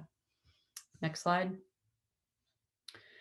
There's 10 indicators. You guys remember the data dashboard, right? The 5x5 colorful boxes, red to green and blue, red being bad, yellow being not great, green, orange, warning, green, good, blue. So these are the dashboard indicators. There was no dashboard this past year. There will be a very slim down, if any, dashboard going for this year. It takes an act of our legislature to basically continue to put the dashboard on hold. So this is not something the governor or the CDE gets just to decide. So there are certain elements like graduation rate that we can continue to report. Chronic absenteeism, though, is even a tough one because of the way attendance was taken, particularly towards the end of last year. So we're going to go through these dashboard indicators in depth in a separate presentation in May. So in May, we'll go through each of these. We'll have, I think, a little bit more information from the state. And so we'll dive deeper into those. Next slide. You do see on that data summary sheet, we are using the rubric that the state provides. There's a self-evaluation rubric for some things where there's not numeric data, when you don't have the the quantitative data, such as, how well are you doing at providing PD? How well are you doing at providing updated curriculum? So that's a a rubric that is provided by the state. And so it's a 1 to 5 scale. So in that data summary, when you see a 5, that means full implementation, full implementation and sustainability. So that's what those numbers mean. I thought it would be good to point that out. And you guys can play with this over the next month or so as well. Next slide. So real quickly, things that stand out to us as a district leadership team when we start, thinking about what are we doing well at and what can we pat ourselves on the back about, take a deep breath besides opening our schools. We've made a significant improvement in the percent of students that are meeting A to G requirements, and that includes our subgroups. We're on the right track of improving that, and a lot of it has to do with changing the graduation requirements, providing more support, and really, like we have in our HUSD leadership domains, a deep belief in all students, and that all students should have the right, and we have the obligation to prepare them for whatever it is that they want, including a 4-year and that it's not for us to decide that for them, and they'll make their decisions. So A to G requirements.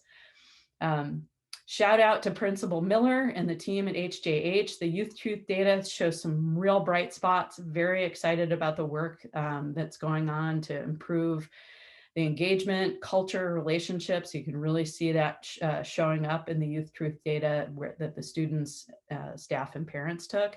And I will say, Miller, tell me if I got this wrong. I'm pretty sure it was HJH that got the highest response rate of any school in Sonoma County. Yeah, definitely for our parents. I think we may have the highest rate definitely Sonoma County. It might have even been statewide, but I thought it was too. Yeah. So that's awesome, right? To get that high level at a middle school. So good work on that and pushing it out and getting our families to take our survey. For such a small high school, we have an amazing array of AP and advanced CTE offerings. It is something that makes us proud, and that our students can compete with kids that go to the big giant high schools and have a gazillion AP, and also our CTE classes. The number of advanced courses we have, from media to construction to culinary. Hopefully you guys are all watching Chef bake his way through the championship. It's pretty amazing to watch him on TV. So the CTE programs are really second to none, particularly given how small we are. We continue to have a high RFEP rate, and we are doing well in making some strides at decreasing the number of long-term English language learners and students who are deemed at risk of becoming a long-term English language learner. So you remember this time last year when we had the ELD external evaluation, or the English language development external evaluation. That was something that Dr. Nichols pointed out to us as an area of concern, and we've been taking seriously and working hard on, and we're seeing some improvement there. Some improvement in student performance for socioeconomically disadvantaged and students with disabilities. And I'll say, I think a lot of that has to do with the equity work that we've been focused on for the last 3, 4, 5 years. The creation of one elementary school, I think, is going to show itself up in that data as well. Improve relationships with families. And I think it's worth saying we continue to have highly qualified teachers in Healdsburg. The fact that you can see our teachers hold the credentials that they need, they have many years of service. We can generally provide any professional development or training that is requested by staff. And that's an important part of having a high quality district, right? Is having highly qualified staff. Next slide. So challenges and things that are work in progress that we're paying attention to, we've got our finger on, and is definitely, right there on the tickle file, paying attention to, having conversations as a district leadership team and with staff. We see a decrease in STAR reading and math for 5th graders right now in the pandemic. So STAR is an online assessment that we take multiple times a year. Some nervousness as we've been in full distance learning. We'll reassess in May, which is normal. We reassess at least 3 times a year using STAR. So we're really paying attention. And I know I was just at FMC today during their planning day. This was a topic of discussion. I was talking with our 2 STEM 5th grade teachers about the anxiousness to see where our kids are at when we reassess in mid-May using STAR.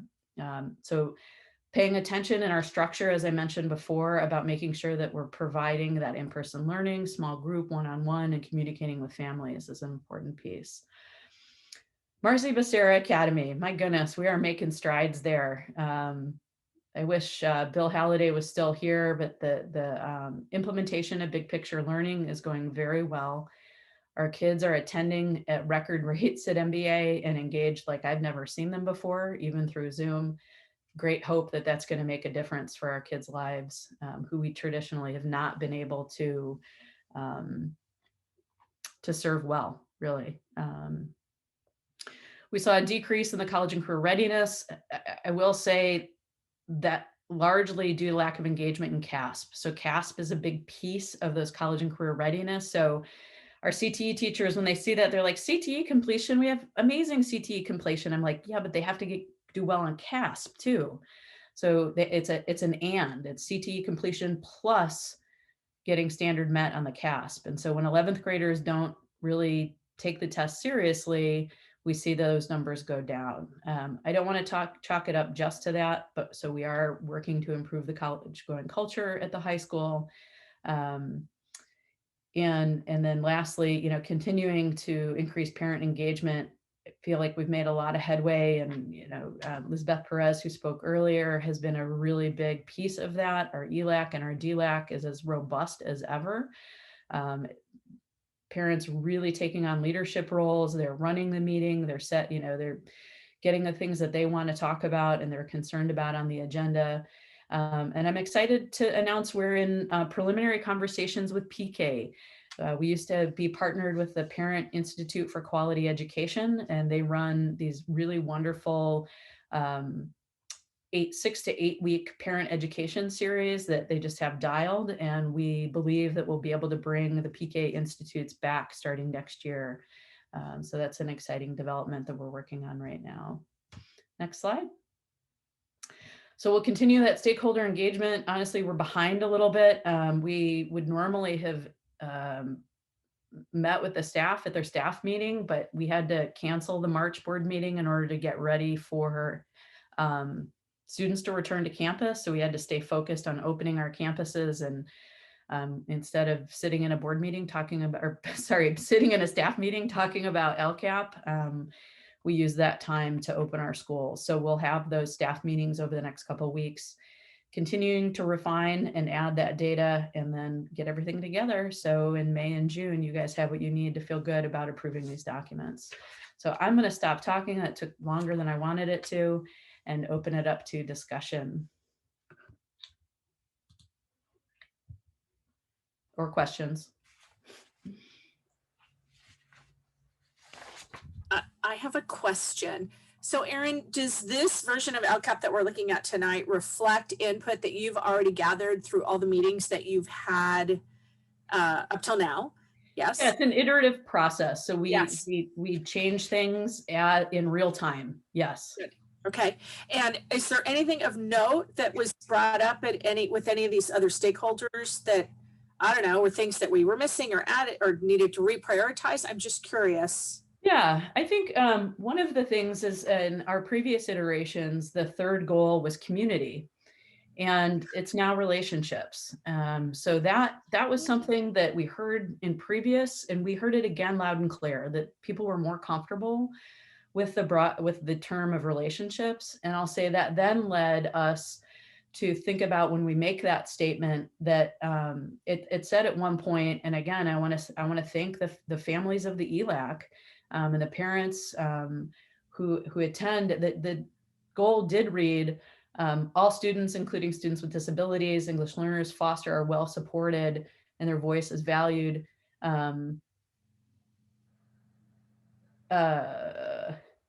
Oh my goodness. And I'm looking at the version I have printed here. All students, including, and families. So we didn't have I'm like, oh my God, I thought maybe I gave you an old version.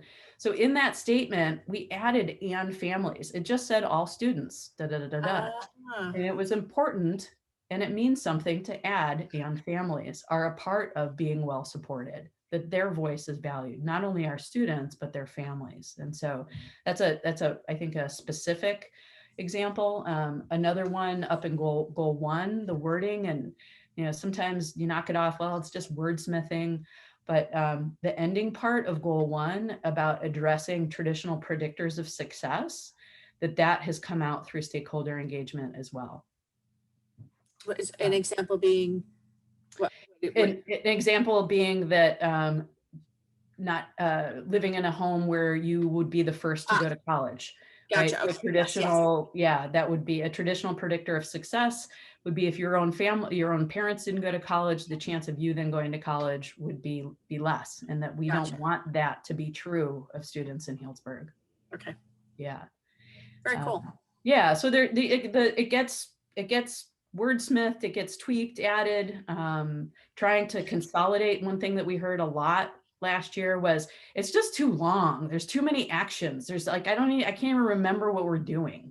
And so that's where you can see we went from I think it was 20, or I can't even remember myself, and I'm like the primary author of this, 20 actions and services laundry listed in goal 1, and we're down to 7, and just trying to have bigger umbrellas and bigger buckets of the work. Erin, can you just talk about some of the challenges of putting this draft together without having the information that you've traditionally had when you drafted this, in terms of both like test scores, but also I'm imagining a certain amount of kind of like engagement from parents and, you know, just the regular kind of talk that you might have had in putting this together in the past? Yeah, I'm glad that you recognize that. It's real, and that we're so focused on the day-to-day, right? We're focused on like what is right here. We got to open schools. We got to make sure they're safe. We got to make sure they're socially, emotionally supported. So, you know, I think we're leaning, in complete honesty and transparency, we're leaning a lot on the work that was done over the last year and a half, 18 months through the Equity Task Force, through the town halls that we had right before we had to close our buildings. That said, it's an interesting thing, right? Like even we see this in board meetings, that to some degree, Zoom meetings allow more people to be present. And I think if you facilitate them well, they can allow more people to talk as well. Yeah. So I feel okay about the work that we're doing with our governance councils and with our ELAC and DLAC to listen. We have more people than ever showing up to meetings. So that's great. Yeah. That's great. Yeah, but it is hard, right? Those casual conversations that district leadership team, that Chris or I or Diane or even the principals would have with families as they're dropping their kids off, or, you know, when you're getting ready for an IEP meeting or something like that, or it's you don't have some of that more informal engagement that you would have with your stakeholders. And to that end, it's a working document. Yeah, it's a work. It's a work. First part of my question, I'm sorry, was just about test scores and how those are informing, based on the fact that you don't have test scores from last year, that we can sort of assume that most of the data that we have is just really skewed by, you know, just the kind of all the changes of the pandemic and school being closed. And I mean, I would fold in with that, those you know, 5th grade assessments. The students were taking those at their dining room table. I can tell you in our house, I didn't know that those tests were happening in advance. So there was like noise going on and there was no preparation. I mean, just all those things are factors that, you know, are just part of this process of trying to be at school at home. And so, yeah, I would like to know how that informed the draft, not having your regular test score information. Yeah, well, the thing about CASP is we only get CASP once a year, and it's often what I call autopsy data. And that, you know, by the time we get it and we can start working with it, our LCAP is written, right? So we're often looking far in arrears with CASP. And that's why we have focused on STAR K-8 and on benchmark data at the high school, writing benchmarks in particular. Other things like the PSAT that the kids take in the fall, and AP test. You know, we know pretty quickly how our kids are prepared and how many take the test, right? A big show of whether they've lopped down their money to take the AP test. So I would say it's a missing element, but I don't think it's the end of the world. Okay. Yeah. We're finding ways to look at other data that we have on hand. As we always do, right? We always look at stuff like how many kids are taking the ACT, how do they look compared to other schools and districts, A to G. The STAR is going to be really interesting, right? I pointed that out. Like I think the element we're reassessing right now, our in-person kids at HES. And then any teacher, we can do the STAR as many times as we want. And so the teachers at the K2 campus have been encouraged by Principal Franey, you know, if you're not feeling good about the testing environment, or you feel like you need a dipstick on and figuring out where the kid is at, please go ahead and administer the STAR again. So that's happening right now, particularly in K2. Thank you. Question about some of the youth truth data. I mean, this is all kind of new data for me kind of looking at, and it's a lot. I mean, not quite as bad as the healthy Kids, yeah. Like a scatter shot of every imaginable data point with very little context. But I know that we as a board have been really looking for a more focused look at the relationships and how our students are doing, how they're feeling about their campus, how they're feeling about themselves. And it's a page of small print, numbers. So next month in the May meeting, Diane Conger, who's really been our lead on the Youth Truth Survey and digesting it, is going to give a formal presentation of the Youth Truth data for you all. Yeah, and break it down, have PowerPoint slides just about Youth Truth data. Yeah, it is a lot, even for us to figure out like what's important, where are our bright spots, we're still what's important and what's a red flag, like what. Like I have to say that one thing that I don't know why of all this data that jumped out at me was meaningful participation at like 26% at high school, at the junior high, and 20% at the high school. And it's like, we've been talking about trying to look at student voice and how do we empower kids to have more capacity and to feel comfortable being who they are. And anyway, so I know I just look at this like, where do you even start? Where do we start? What do we? Anyway, so I'm glad to hear that. Yeah, and I think there's a note that they took this when we were in the throes. Diane, tell me if it was the beginning of February, and there was not light to coming back at that point. That's true.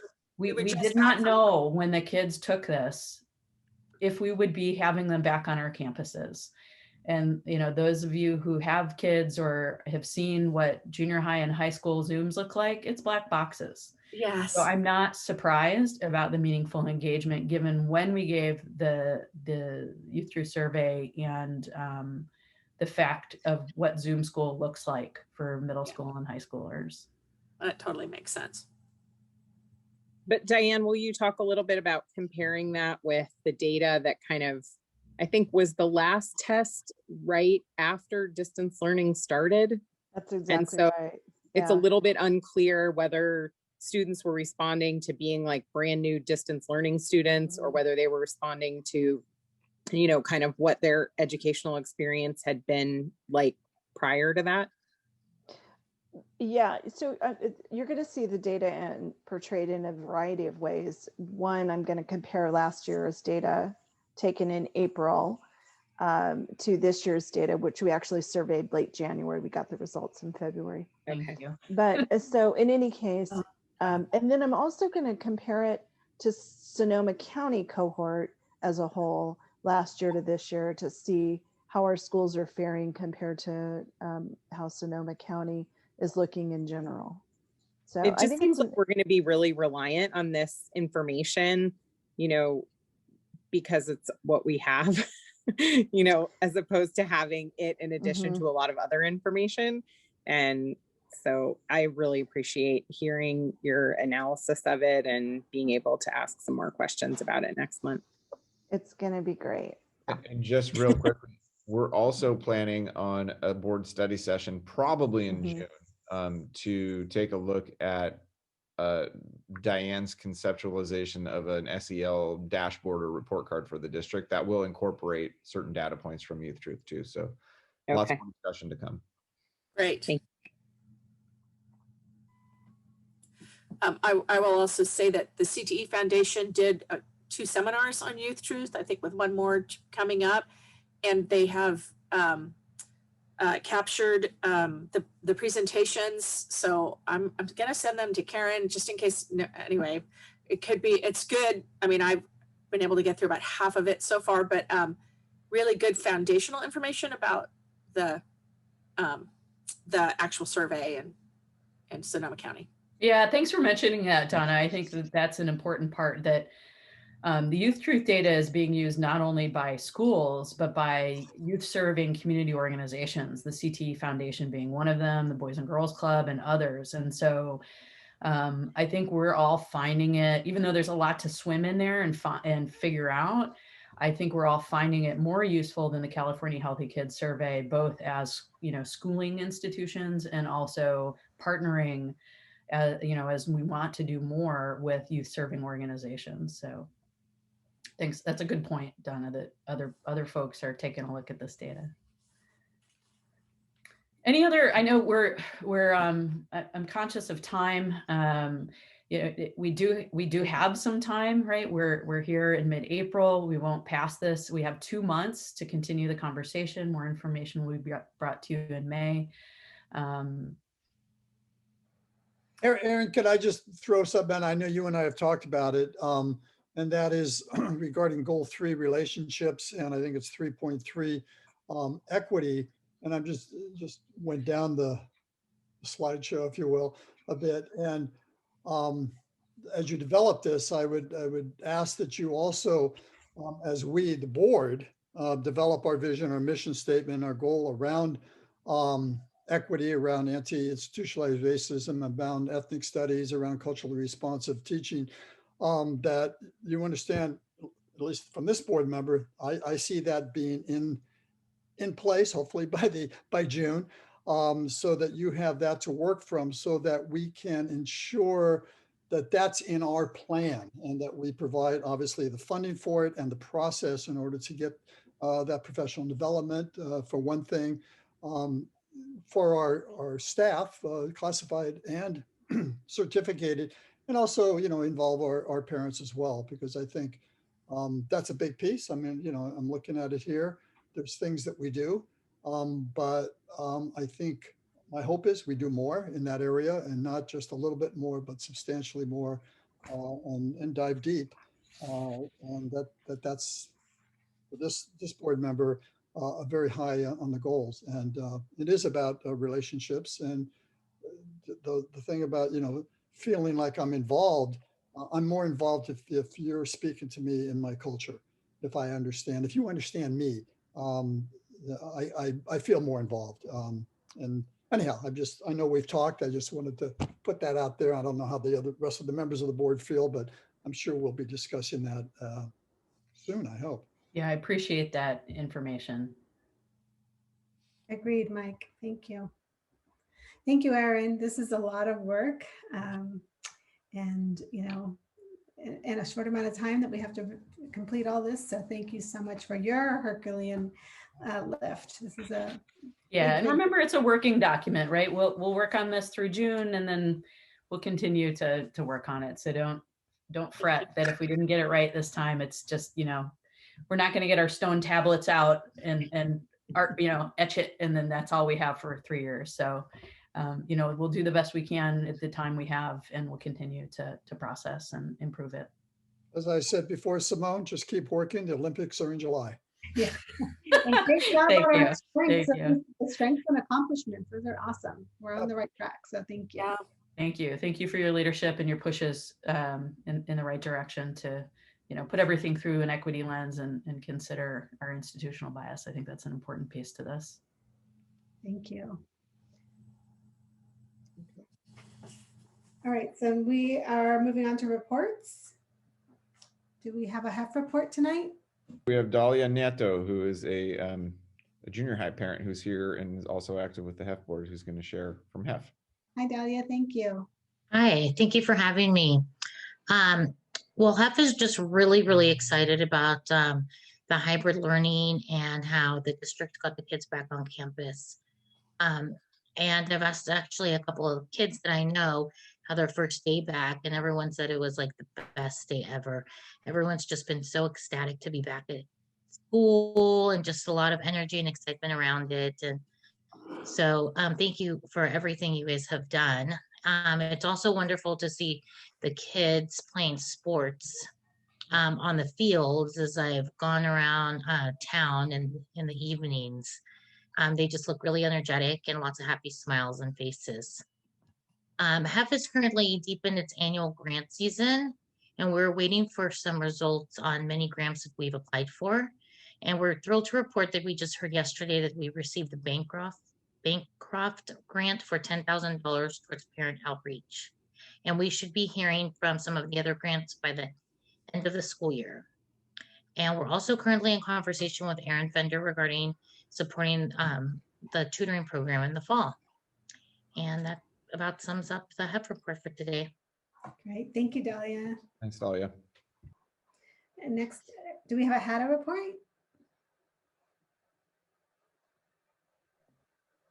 Hi, Robin. We do. Hi, if I get a little wonky, I'm going to turn my picture off. So here we go. It has been amazing to be back with the kids. It is so exciting to be back and hear those aha moments when a student has been a little quiet. Those shout outs of, oh, I get it, have been missing. So it's so nice to have that back. It's very exciting. Number 2, I'm so proud of the HUSD teachers. They have been awesome this year and every year. However, this year they have truly pulled out their superhero powers to make teaching and learning successful to kids. Hours and hours of online classes beyond the workday, learning how to create, make, show, present, tech troubleshooters, and problem solvers have been an immense part of their workday after hours. Hours and hours of Zoom time with colleagues to learn something new or to get help with something. Many of these Zooms have occurred, again, weekends and after hours because our time is spent with the kids. Hours and hours of supporting kids and families with any and all available hours. I see teachers eating their lunch and helping kids. Hundreds of emails communicating with students and families. Teachers have been working hard all year long to implement engaging learning opportunities for our kids. So we are proud that our teachers have even developed and presented to the district the timeline to get our schools reopened, and we're instrumental in creating and revising it, like the school schedules that are happening now. So I do have a question. In the HUSD audit, one finding on page 112 states that the district employs an excess amount of administrative employees by 1.0 full-time. Additionally, on page 115, another finding states that HUSD did not spend the minimum percentage of its budget on classroom teachers' salaries. HADA is asking that these 2 audit items be remedied. We pride ourselves on being a small school district, and teachers would like to encourage district leadership to effectively communicate and collaborate with all of the stakeholders on critical decisions in a timely manner. LCAP. We, the teachers, are very concerned that our ability to work on and to help to create this very important document has been cut short. We wonder why stakeholder input wasn't started many, many months ago. At this point, not all of the sites have had a chance to work on this document, and the goals seem to have already been decided upon by the district. Time is needed to think, problem solve, digest the issues, ask hard questions, and find the best possible path and solution because our kids are our future. One short time presentation of this is what the district has created is not enough time. HADA has the expectation that the district will use the COVID money on our kids and wisely and include teachers on these very important decisions. Curriculum and training is important. We would like to suggest that the district make plans to increase intervention teacher positions in both reading and math for the next year to help support our kids. HADA meets with the district once a month to discuss concerns, to ask questions, and learn about the board packet. The minutes from these leadership meetings have been emailed to you to keep you updated on what the teachers are talking to the district about, and those should have arrived in your email tonight. Thank you very much for all of your support. Thank you for supporting our request for needed materials. Thank you for reaching out to ask questions. And I'd like to thank you for all of your leadership. Thank you. Thank you, Robin. Do we have a CSEA report?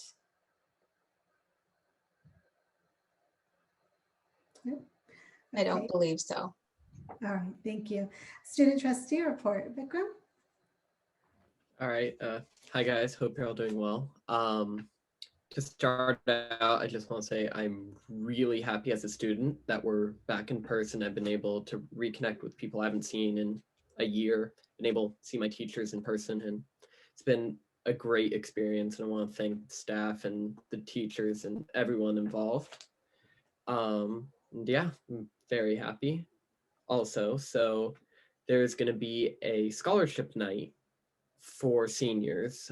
Seniors for most of this semester have been working on applying to scholarships, and they're going to be able to have a scholarship night on April 28th. The way that we're, how do I phrase this? Formatted, I guess, is it's invite only. So if you get a scholarship, you're going to be invited to go to scholarship night in person, and the rest of the community will be able to watch it on, I believe, a Facebook Live, but I'm not 100% sure on that. Also, there's going to be a HHS movie night. It's going to be on Friday, May 7th, starting at 8:30. It's going to be, the movie playing is going to be Crazy Rich Asians, which I personally am excited to see. And it's going to be $5 per ticket and free for seniors. And then finally, there's going to be a senior formal dance just as like a little gift for the seniors. It's going to be on May 8th. There's going to be, everyone's going to be masked. There's going to be screenings at the beginning. It's going to be outside, and there's going to be a little gift bag for students. And yeah, that's all I got. That's great. Thank you, Vikram. Do Board you of have any Trustees? announcement about college decisions? Oh yeah, do you? I am going to be attending Davis. Oh, Nice. congratulations. Congratulations. Nice, Vikram. Wait, Vikram, you I'm cut very out right excited, when yeah. you said where you would be UC attending. Davis. Oh, UC Davis. Yeah. Yeah. That is my alma mater. What a great place. So cool. I'm very excited. What's your Thank major? you. What's your major? So I originally thought I wanted to go in psychology, and then I realized I didn't. So I chose international development because I am, sorry, my family's yelling in the background. I'm gonna go into international development because I've always wanted to learn about different countries, and I just, when I studied or looked into this major, it looked interesting. And who knows, I might change, but it's a good start. Sounds good. Sounds good. Congratulations. Congratulations. Fantastic. And congrats on a great tennis season too. Thank you. Okay, thank you, Vikram. Board of Trustees, anybody have a report? I have a quick thing. I was very honored to be on the panel that was looking at the some of the scholarships. And I didn't realize that there was always a board member on this panel. And I'm chuckling because I think Judy enjoyed this so much. She just never told anyone she did it, and she did it forever. But after doing this last week, I want to propose that this become like not a committee, but a thing that gets reassigned every year, because I think it's really amazing for every one of us to have this experience and to just look at these amazing students' resumes and be able to give them amazing scholarships. I mean, some of these are tens of thousands of dollars. So take a note next time we do committees for next year that we need to rotate this. Great idea, Donna. Thank you. Thanks, Donna. Oh, and to say, if no one else noticed, scholarship night's much earlier this year because brilliantly someone realized that knowing how much money you're getting in scholarships could really impact what school you choose. Before, it was the other way around. You already chose your school and then you'd get the scholarship. And so that's why they're pushing it up, because selection, whatever, final decisions are like May 1st. So very wise, very smart move on the part of the scholarship group. That's great. Thank you, Donna. Anybody else? Okay, well, that leads us to break. So we're going to take a 5-minute break. Sounds good. Okay, we will be back at 8:13. Okay.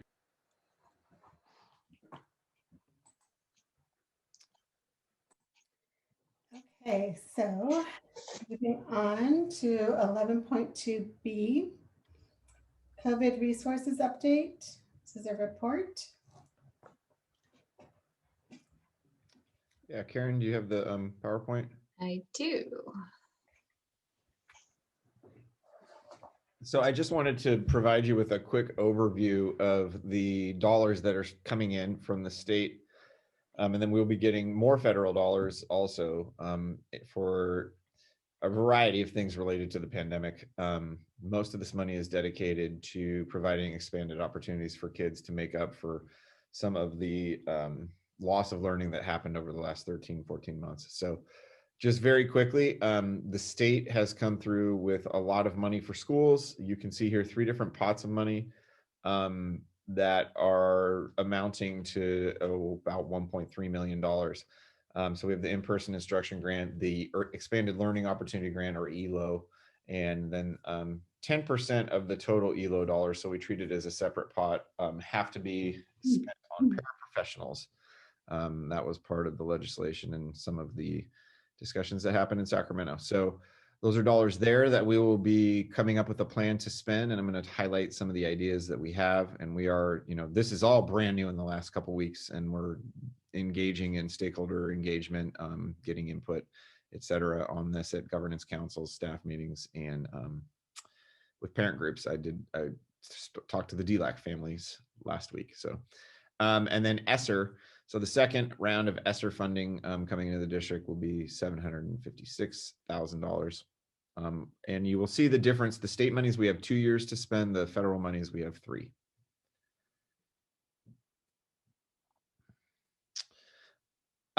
Where we anticipate spending them right now, and this could change as we engage in brainstorm. First, we have already spoken with you about expanded summer school. So we'd like to have basically double the size of summer school over the next 2 years. Each year for the next 2 years, to provide more opportunities for more kids to make up for missed learning time. Intervention, President Doherty talked about having intervention teachers. We are looking at bringing on additional intervention staff, as well as extending the learning day, providing more after school. The reality is, in research, it's always better for a student to have good first instruction with their classroom teacher than to be pulled out for an intervention if we can help it. And so providing opportunities to layer on top of that great first instruction that our teachers give every day is something that we are prioritizing as well. Again, after school classes or tutoring programs. And then we recognize that there are a variety of mental health needs that our kids are coming out of the pandemic with. I think we all can acknowledge as adults, we all have our own needs that are mental health related coming out of the pandemic, and students have had a harder time than us, and I think making sense of it and dealing with the isolation, et cetera. And so we want to be ready and have robust counseling services for them. So we are actively looking at hiring an additional 2 mental health specialists that we will talk about later in the board meeting when we introduce the job description, as well as additional counseling interns, and just making sure we have all hands on deck to help kids with what they're encountering and to work through things when they get back in school. And then finally, furniture needs. There's the possibility for some social distancing still in the fall. And we may have needs, especially at HES. Right now, we split the desks from Fitch and moved some to HES so they could have individual student desks so that they could be distanced. Typically at HES, most classrooms don't have individual desks. They sit in table groups. And so looking at some potential furniture needs to be able to make sure that we can address any ongoing health concerns and social distancing. So you can go to the next slide. So stakeholder engagement has begun. It is a very, very quick turnaround, as is LCAP this year. We hope to finalize the state monies with the Board of Trustees in early May, and then begin building out the programs, hiring staff. And as we start looking at students who would go to these programs, we're going to analyze student need and assign accordingly, looking at benchmark data and what students need and how we can meet their needs. So we'll be very prescriptive about it. And Aaron's going to talk more about that in May with you all. This was just supposed to be a quick overview. Any questions?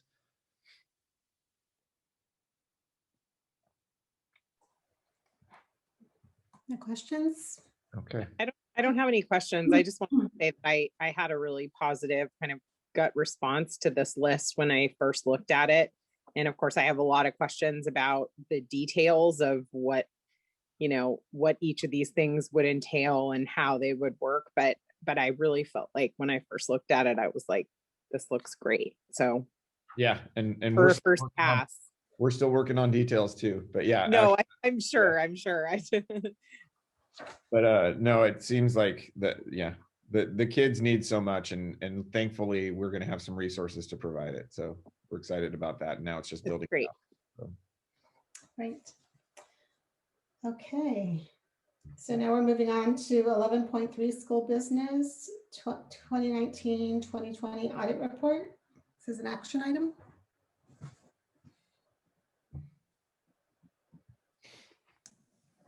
Good evening. Hi, Debbie. I'm happy to share with you guys the audit for 1920. I'm very happy about our findings.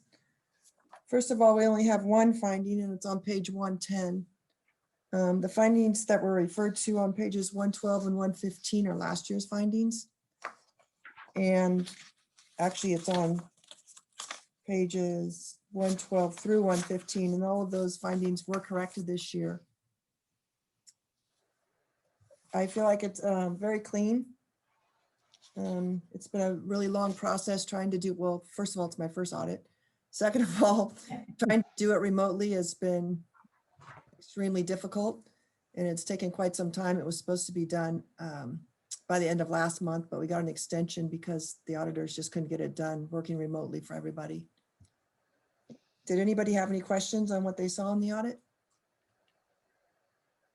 You know, I just want to highlight the exception around the administrator ratio. That's my next item.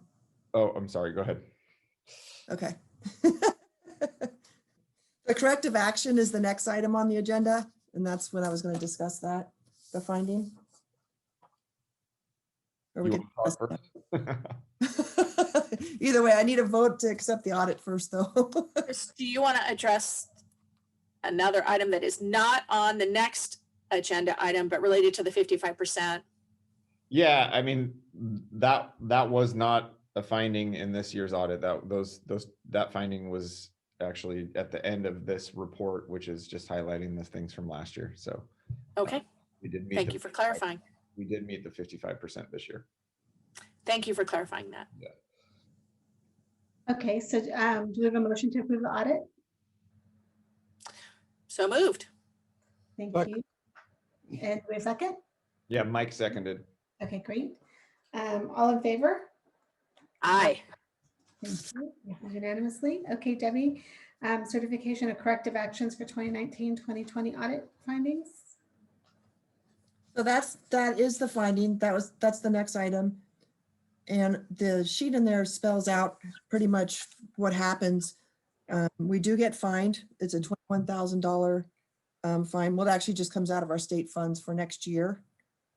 But this is a finding that the district is willing to have. There's no way we can offer the robust programs and all of the selections that we have for our students. It's very difficult to have less administration, and the declining enrollment is the offset. It's very difficult to do. So I don't think it's a problem. I think the district is fighting on this, and it probably will happen in the future if the enrollment keeps declining.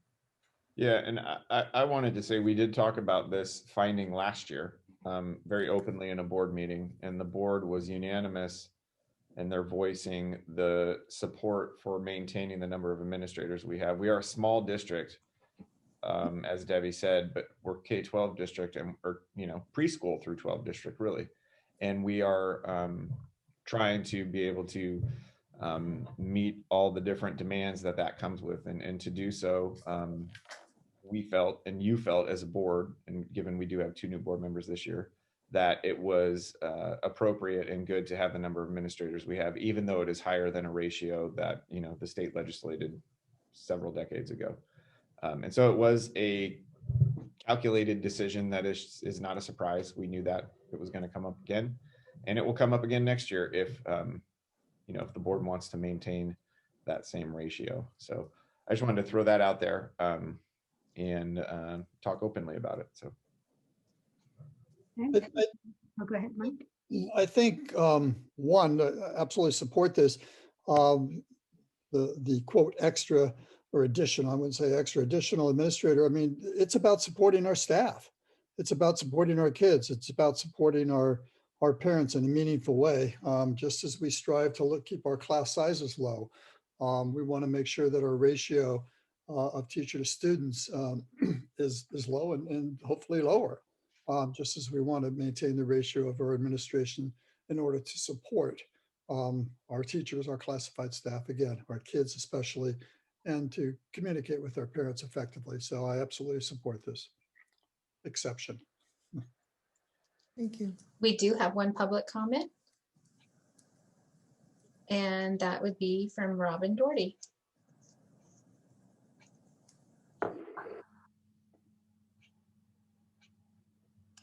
Hi, thank you for your time. So I just wanted to reiterate that the teachers want to be in the talking about the money that we have for COVID relief, because I believe we have until 22-23 to use this money. And then I want to talk about the intervention. Thank you for talking about that. And I want to emphasize that early intervention is what's really essential, and it's in the research. It shows that to close the learning gap, which is what we're all trying to do, that we need to start as early as possible, because the gap at the time that kids are little and when they first start school is very small and the slope is very short. But as time goes on, if we wait for 4th grade, 5th grade, 6th grade to move on this, then the gap widens. And then the slope is really steep, and kids must, the kids have to work even harder to close that gap. And sometimes the gap is just too large. So intervention, I agree, Chris, early intervention. Thank you. Thank you, Robin. From us, Robin. Thank you. And no other public comment. Okay. Any other comments or questions from the board?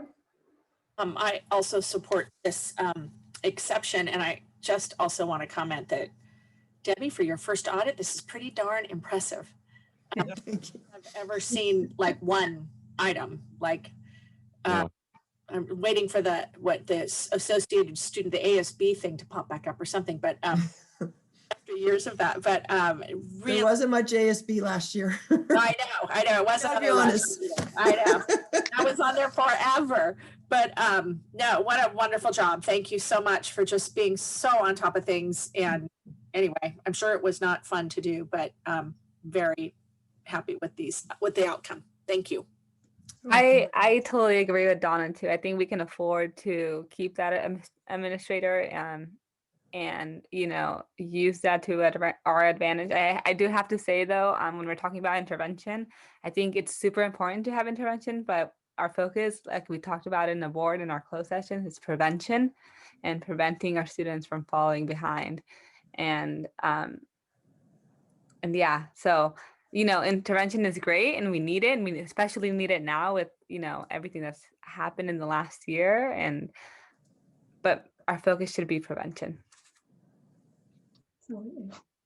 I want to echo what Donna said about Debbie's first audit. The other mitigating factor, and you know, she vented with me that this was all done remotely, right? And so a lot of back and forth on the phone, if you can imagine, the auditors constantly hounding her for things. And then they actually at one point got us mixed up with another district, and so we had to correct them. And just, it happens a lot easier when they're in person, a team of them here for the 2-week time, and it's a lot more interpersonal. So not only was it clean and well done, but it was done under the most strange of circumstances and challenging. So thank you, Debbie.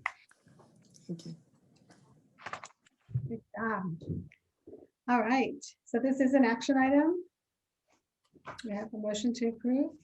Move for approval of certification. Do we have a second? I'll second. Crystal. Okay, all in favor? Aye. Aye. All right.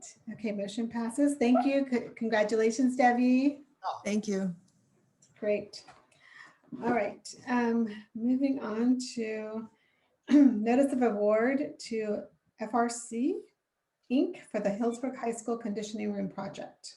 Yeah, so the next bond project at the high school is taking Frost Hall in the old girls' locker room and basically erasing that Title IX nightmare from our collective memory and creating a wonderful conditioning room that can be used for physical education classes as well as our athletics for weightlifting and training for their sports. And so Frost Hall will continue on to be used as wrestling and for multi-use, and then there will be an open conditioning room next to it. It's really a beautiful plan. And so we went out to bid, and thankfully FRC, who we have a history of working with, was the company that was awarded the bid through the process. So we feel good about that, and we're excited for that next step. When will this work be done? Debbie, you know the timeline? Yeah, it should be done about, my timing says August 4th. It's about a 100-day project. So before the school year. Nice. Perfect. Wrestling must be, can't wait, probably. Is available to both boys and girls? Absolutely, yeah. No, it's co-ed. There's no changing room adjacent to it or anything like that. So all teams will use it, and every student will have an opportunity to use it through PE. So, And just for a little history, wrestling, which is such an amazing program in our district, has just always been sort of the orphan, where do we do our meets? And they have to keep folding up their mats, which kind of creates a bit of a hygiene issue with wrestling and blah, blah, blah. And so this really allows them to have a home, right, Chris? In that. that's the Frost Hall solution. Yeah. Right. So it's really great. Great. So Chris, I have a question. So Frost Hall, because I haven't been to the high school in a while, but I walked by, and so we have 3 gyms right now. So one would be our wrestling gym. We have our primarily Frost Hall will be wrestling, and then we have the 2 gyms that are adjacent to each other that have the boys and girls locker rooms. And then so Smith Robinson will still be our primary game gym, so when there is a basketball or, actually for basketball, it'll be where we play games. Volleyball will probably play in the new gym because the ceiling is much higher. I don't know if you've ever been to a volleyball game, remember the ball hitting the ceiling in Smith.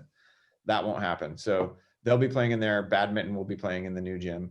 And then PE can use either one. And then it provides, in the winter, it's really crunched when we have basketball and 4 teams playing to get practice and game space. So it allows for that. And then youth basketball too, and other youth sports in the community. It's going to be a great facility for that. So, and the conditioning room we're actually awarding right now is really the old girls locker room being redone completely to be basically a conditioning room for weightlifting and conditioning for PE and conditioning classes, as well as the athletic teams. So would you turn that the current, well, I don't know if it's the current weight room, but with the weight room when I was in school, would that be a classroom?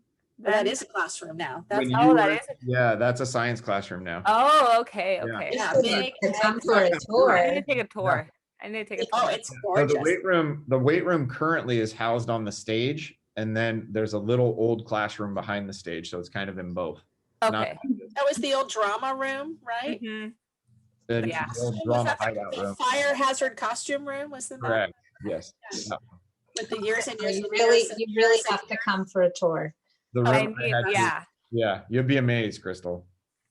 Yeah, it's I'll email Karen. Yes. Yeah, maybe when school is out, or we can do it after hours sometime too. So. No, we could wait. Yeah, either way. No, I mean, I think you're referring to her work hours, right? That's what I was meaning. Yeah. Oh, yeah. Okay, so we need a vote on this to award FRC. Do we have a motion to approve? So moved. A second? I'll second. Thank you. All in favor? Aye. Great. Motion passes. Just a quick update. The boys baseball team is on a comeback from Piner. They were down 3-0 until the bottom of the 5th when they had a 4-run inning. So it's getting tight over there at Rec Park. I'll tell you, they are so fun to go watch, everybody. It almost feels normal out there at Rec Park. Been to 2 of the games and so fun. All right. So future Healdsburg school board meetings. So I thought it was time for us to at least begin talking about when and if we come back to in-person meetings. There isn't well, we can go to the PowerPoint, but suffice it to say right now, we still have emergency capabilities to stay virtual. And I just wanted to bring it up and have an open conversation about how people feel about it. This is just a timeline of our pivot to Zoom board meetings from the pandemic to the governor basically suspending the Brown Act when it comes to in-person meetings, but still making you have to do it virtually under the same kind of guidelines. And then our first virtual school board meeting, and it's almost beginning to feel normal, scarily enough.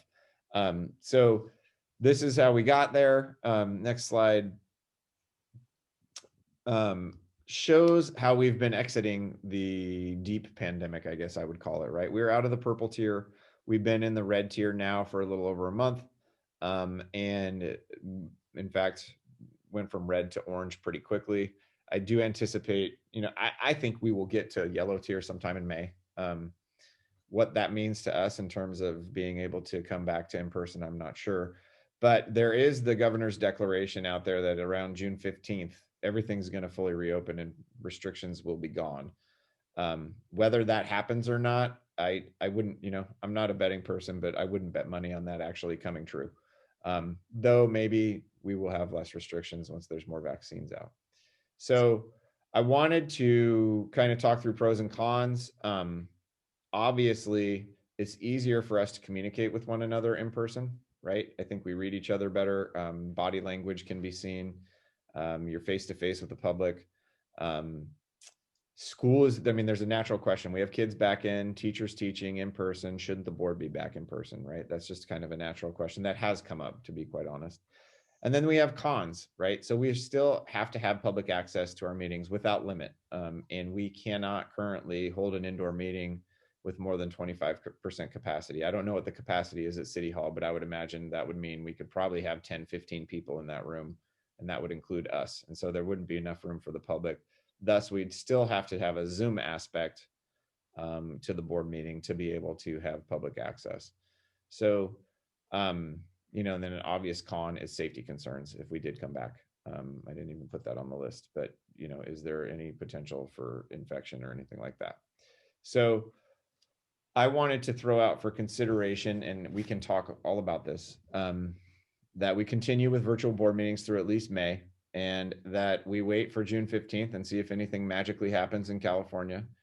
And if it doesn't, that we can, I can talk with the board president and vice president about the possibility of going to an in-person meeting on the 16th when we do agenda setting, which will be on June 8th. That said, I think it's highly unlikely, and probably the most likely course will be that we stay remote, through this school year, and then hopefully in August we're back in person. But I just wanted to throw that out there. If everyone's comfortable with the board president and vice president working with me to make a decision on the June meeting, that'd be good. And we could come back sooner if it so pleases the board. But I wanted to just have a conversation. It's not something we necessarily need to vote on, but it's about comfort levels and where people are with meeting in person as a board. It would be so nice. Wouldn't it? Yeah.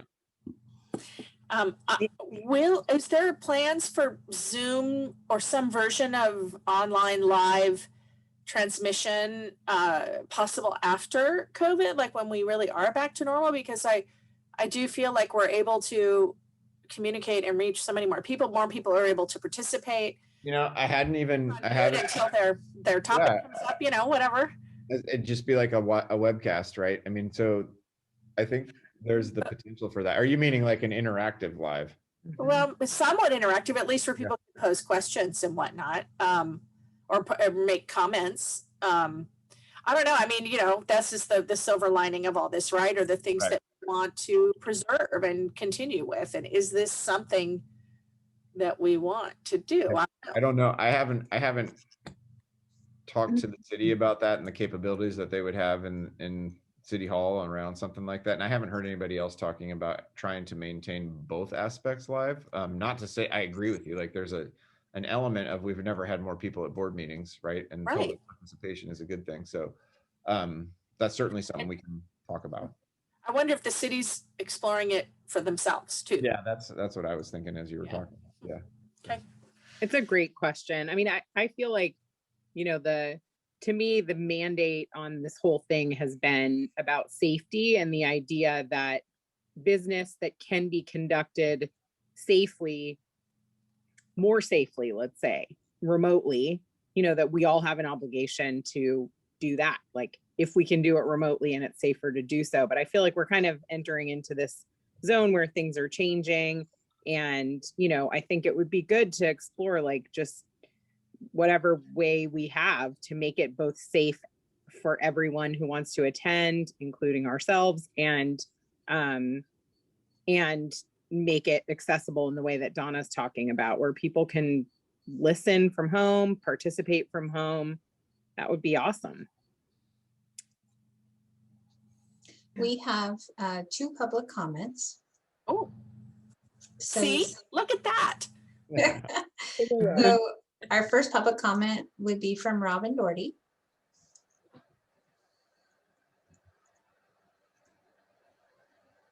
All right, so my public comment was from before in regards to the administrator.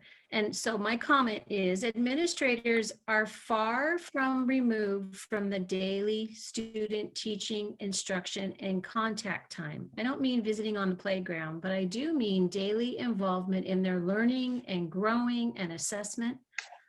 So I'm hearing that the proposal to spend $100,000+ on another administrator is okay, rather than spending $100,000 on student tutoring hours or some other type of support. In hours, that would be about 2,857 hours of support in exchange for one administrator. Thank you. Okay, and then our next public comment is from Allison Alcazar. Hi guys, I just wanted to make a comment on this item that I know I brought this up previously as a teacher, and concern of if you asked teachers to go back in person and feeling of safety, that it's always a good idea to lead by example and have the board meet in person. If you're asking staff and students to feel safe, then I feel pretty strongly that the board should be doing the same. Thanks. Thank you, Robin. Thank you, Ellie. And that is all that I have for public comment. Okay. I just want to add that, I mean, I'm happy to do either, whether we decide to go back in person. The board, the president and the vice president can decide that, you know, with Chris if they choose. I'm happy with either. I feel comfortable with either option, but I do agree with Donna and with Rose. I think that it's, you know, the pandemic brought learning curves, and I think, you know, we've had a pretty high participation from the audience, and I think if we're able to keep some of those aspects and have it open to the public, I think that if we can keep that aspect of it and like have the community join and advertise our Zoom meetings on social media so they're able to join, maybe they can join through Facebook Live. I know that's an option. It's an easier option for a lot of our parents to do it through Facebook Live. I know I do that with our city council meetings, and you know, I can be at home, you know, doing other things, but I'm listening. So we can offer that to parents, to working parents who, like, you know, are picking up students from after school programs and driving home and making dinner, and they're able to listen to our Zoom meetings. I think if we are able to keep that, I think we can access a broader community. Great point. Thank you, Crystal. I'm also comfortable going in person, but I do feel like it's a little different in that the public is coming. It's not a small cohort or a fixed group of people at all. I don't know how many people would come because of that and potential risk. But you know, personally, I don't have an issue with coming in person. So, and I totally leave it up to the president and vice president of the board. Thanks.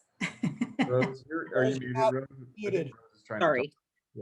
Have you heard from other districts that have had their board continue to meet in person about like audience attendance and sort of like what have they done? How's it gone? There's a couple boards who have, well, I know of one for sure that has met in person as a board, but they don't allow the public to come. So they essentially Right. get together and then Zoom out. That's Cloverdale. And from my understanding, in fact, some of the bargaining units there weren't very happy with that arrangement. They felt it was somewhat almost like holding a clandestine meeting, just that you're in person and the public can't be there. But I don't know how they've gone. Huh. I think it'll be a different game in June when hopefully things are a little bit more opened up and maybe we can have a larger percentage of people in there, and then hopefully that gives us some time to figure out, like, could we do it in person and online somehow to make it a little more interactive. So I think we should be looking into like just creative options for how to make that possible. Cause I know that before I was sworn in, I was listening to the board meetings on my, earbuds while I was making dinner, and just exactly like Crystal described, kind of doing other things. And I used to come to meetings before I was on the board, but it made it so easy for me to participate and for me to really hear everything that was going on in a way that was less stressful for my family because I wasn't out for the whole evening or whatever. And I just really think it makes a big difference. And I think we see that in how many people have been showing up for the meetings and staying, till the end or staying longer. And that's really, really a positive thing for people to be able to participate easily. And I agree with everyone else that I would be perfectly comfortable meeting in person. I just would want to make sure that we had safety protocols in place, similar to the other places in our lives that we've been going. And, but I do think we should really look into like, how can we make this more accessible for everyone? Yeah, I think Facebook Live is easy to, Karen can give me a dirty look if I'm speaking out of turn here. I think it's easy to be able to, get it going on Facebook Live.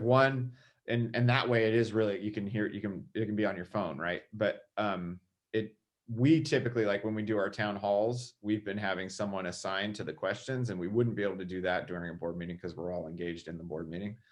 But it would be a really easy way for it to be more accessible to parents to at least be in the know. Wouldn't necessarily be interactive, but maybe there's a different way to do it interactively too. So that's something we can definitely explore. And I'm happy to talk more with the president and vice president about it come June, if that's okay with everybody.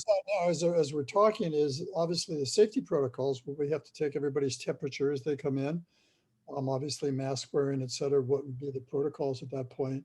And I have to say, and that's fine. I mean, I have no problem with meeting, other than I can turn off my screen and grab a bite to eat for 5 minutes.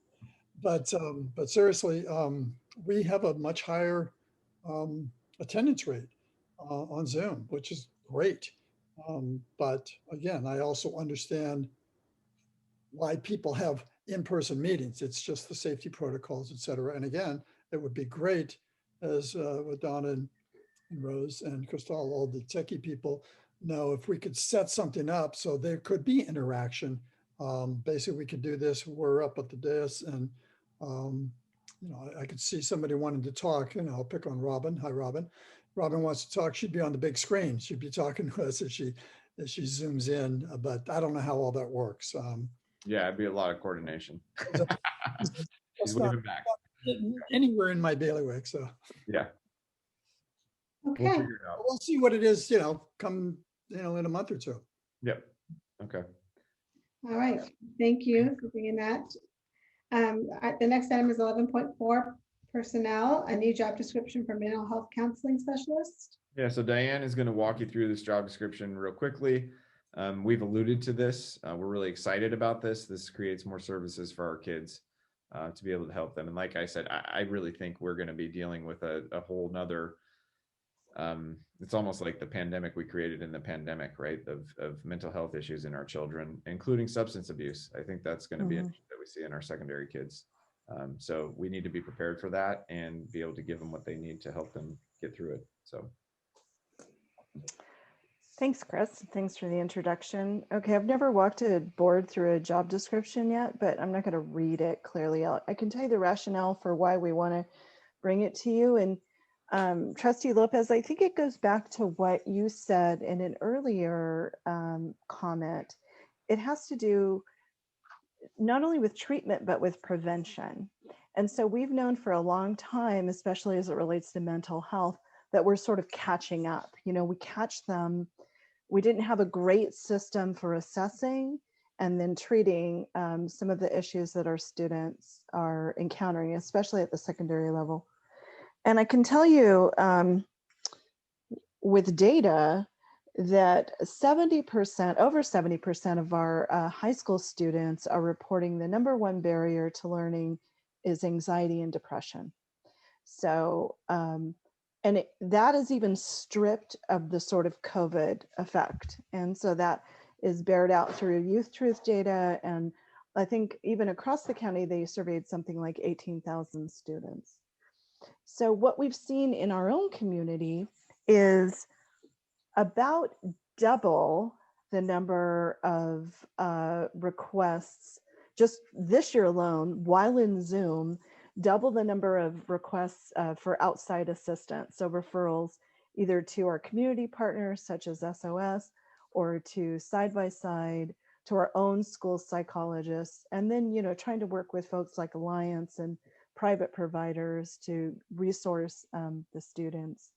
So I'm also sad to report that we've had, even by December, we had twice the number of threat assessments and suicidal interventions than we'd ever seen before. Wow. Yeah, it was, it actually makes me tear up. It was, and these were kids that weren't even on our radar. I mean, they are kids that,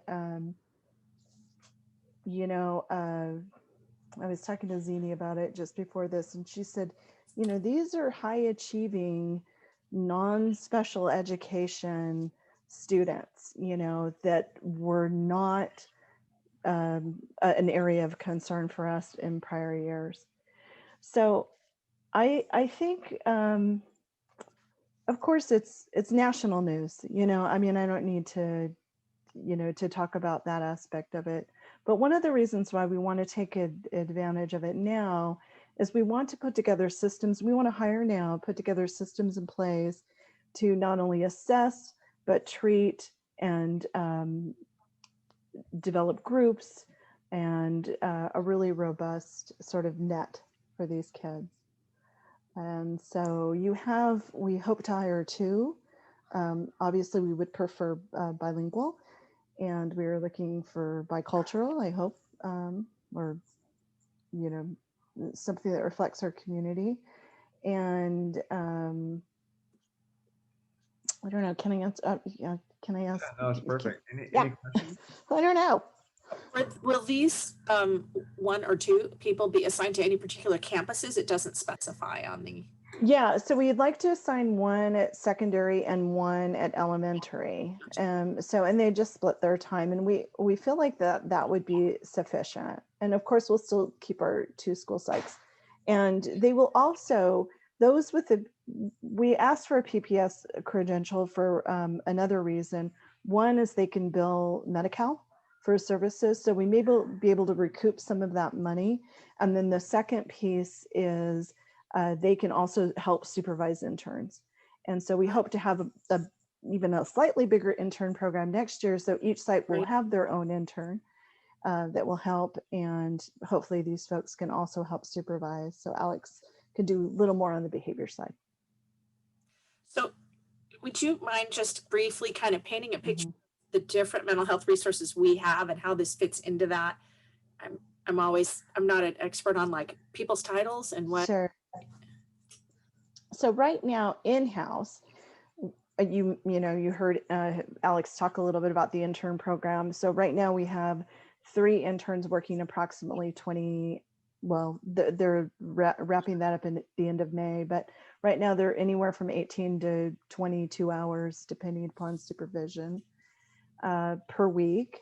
We have Alex, but he's on paternity leave, so he's only here twice a week.